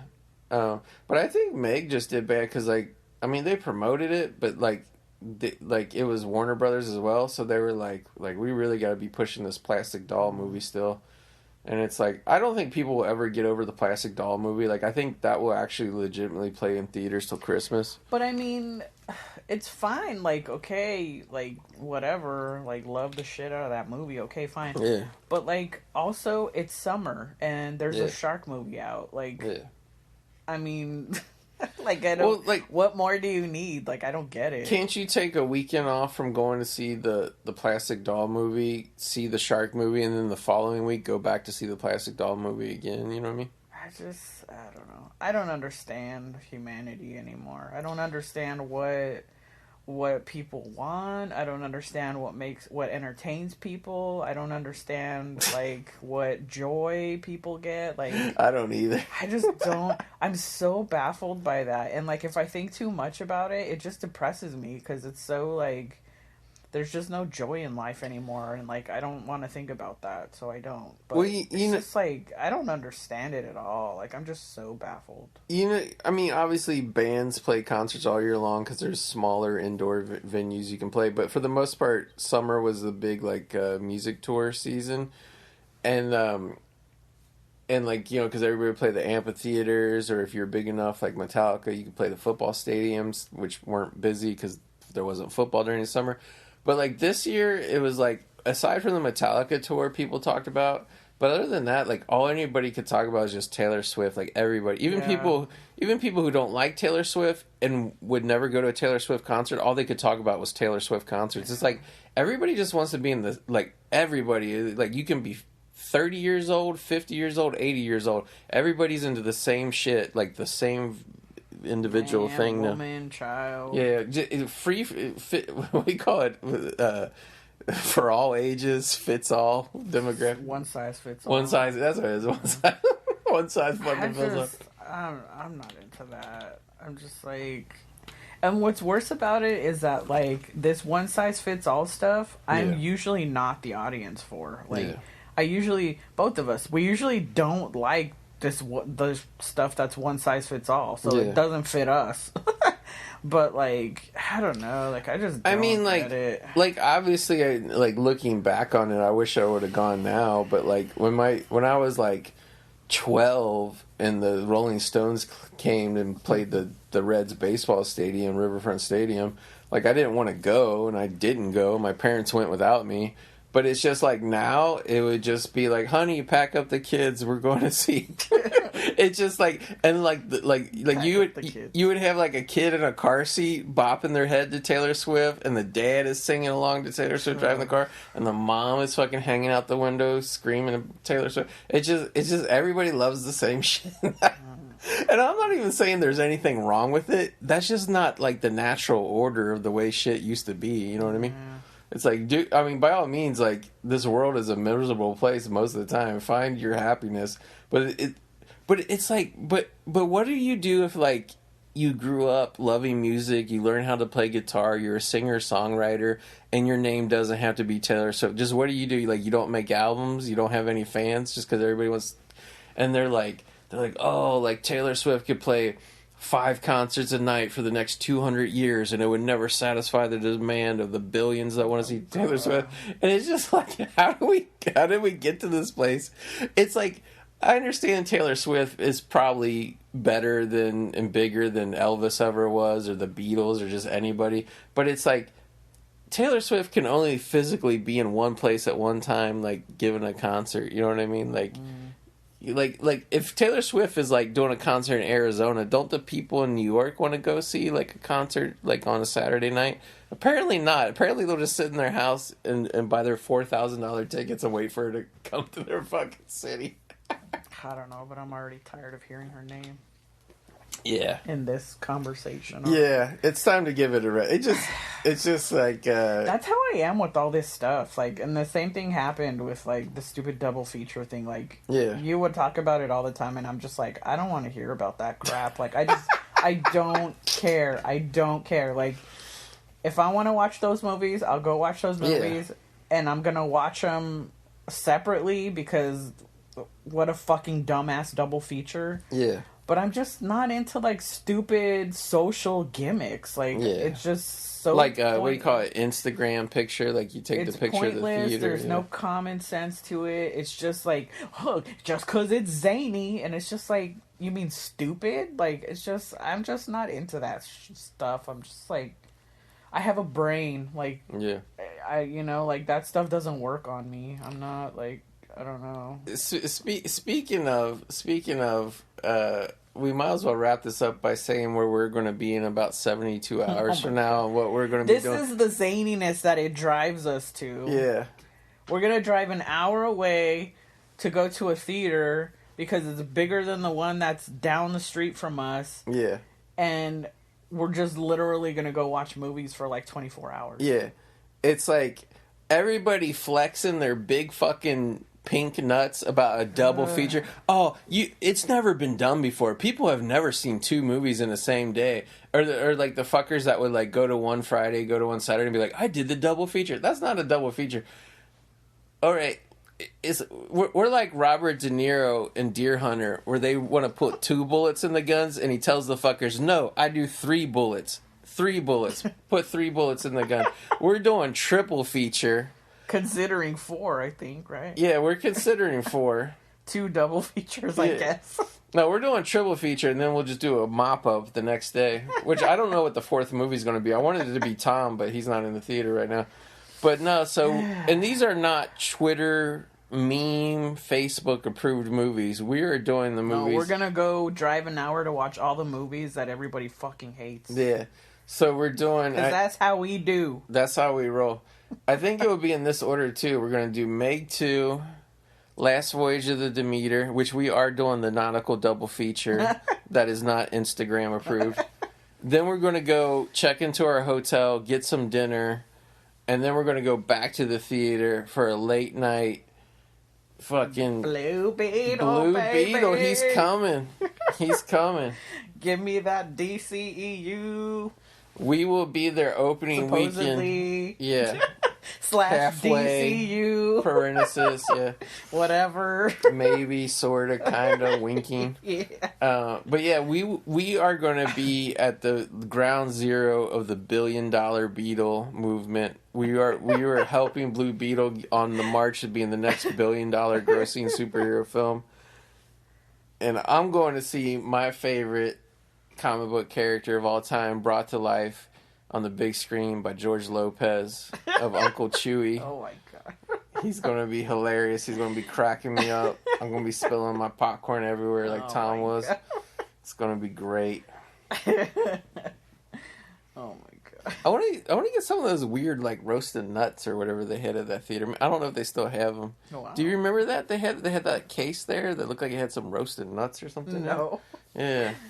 We'll see. So we will be at the Tinseltown Theater triple feature. Now, meanwhile, people will still be fucking posting the leftover fucking photos from the fake double feature they did fucking 6 weeks ago. And while everybody's like, remember this memory of 3 weeks ago? We'll just be living it, and like we won't post one photo from the. We won't be other than this podcast, because this is where the people who are really in the cinematic know go. Like, this is the only confession we will ever make about our triple feature. Yeah, like I was thinking maybe the when we wake up in the morning before we drive back home, like maybe do Strays, but I don't even know. I'm not that sold on that movie. Maybe there's something else we can figure out. But either way, that's it. We are sending summer movie going season out with a bang. Boom. We're dropping the Classic Tom podcast, and then we're hitting the theater to be there with the big bucket of popcorn, just like Tom was. To watch the movies on the big screen. On the big, as Tom says, on the big screen. Thank you for coming to the theater. You know, they should just have him do like a video. Well, which I guess maybe with the actor strike, you're not allowed to do this shit. But he should do like the video thanking you to come see Blue Beetle. Because like Blue Beetle came after his movie. They're not competing. He can thank you for coming. They keep theaters open. So yeah, I'm pretty much predicting, because I don't think anybody can outdo Tom when it comes to box office. I think 2023 top grossing film is going to be Mission Impossible: Dead Reckoning. Number 2 is probably going to be Blue Beetle. Mm-hmm. Yeah. Yeah. Yeah. I mean, that just makes sense. Yeah. Yeah. And the rest of the worthless plastic will melt in the late summer sun. Yes. But yeah, so anyway, that's it. We hope you guys had a good summer movie watching season. We'll be back with some more worthless podcasts soon. Yes, it's coming. Halloween. Halloween's coming, yeah. I know Halloween's coming because I spent about $300 on Michael Myers t-shirts the other day. Can never get enough Michael Myers t-shirts to sit in the back of your closet and never get worn. And I have a lot of them. So anyway, raid your closet. Yeah, start putting them on. So anyway, thanks for everybody listening, and we'll catch you back soon right here in the Movie Graveyard.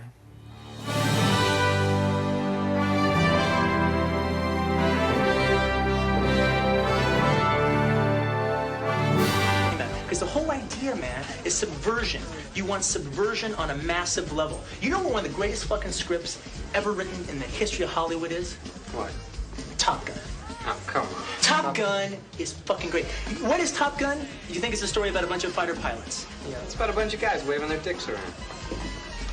It is a story about a man's struggle with his own homosexuality. That's serious. That is what Top Gun is about, man. You've got Maverick. All right, he's on the edge, man. He's right on the fucking line. All right, and you've got Iceman and all his crew. Right. They're gay. They represent the gay man. Right. All right, and they're saying, go the gay way, go the gay way. He could go both ways. What about Kelly McGillis, right? Kelly McGillis, she's heterosexuality. She's saying, no. Go the normal way. Play by the rules, go the normal way. And they're saying, no, go the gay way. Be the gay way. Go for the gay way. All right, that is what's going on throughout that whole movie. He goes to her house, right?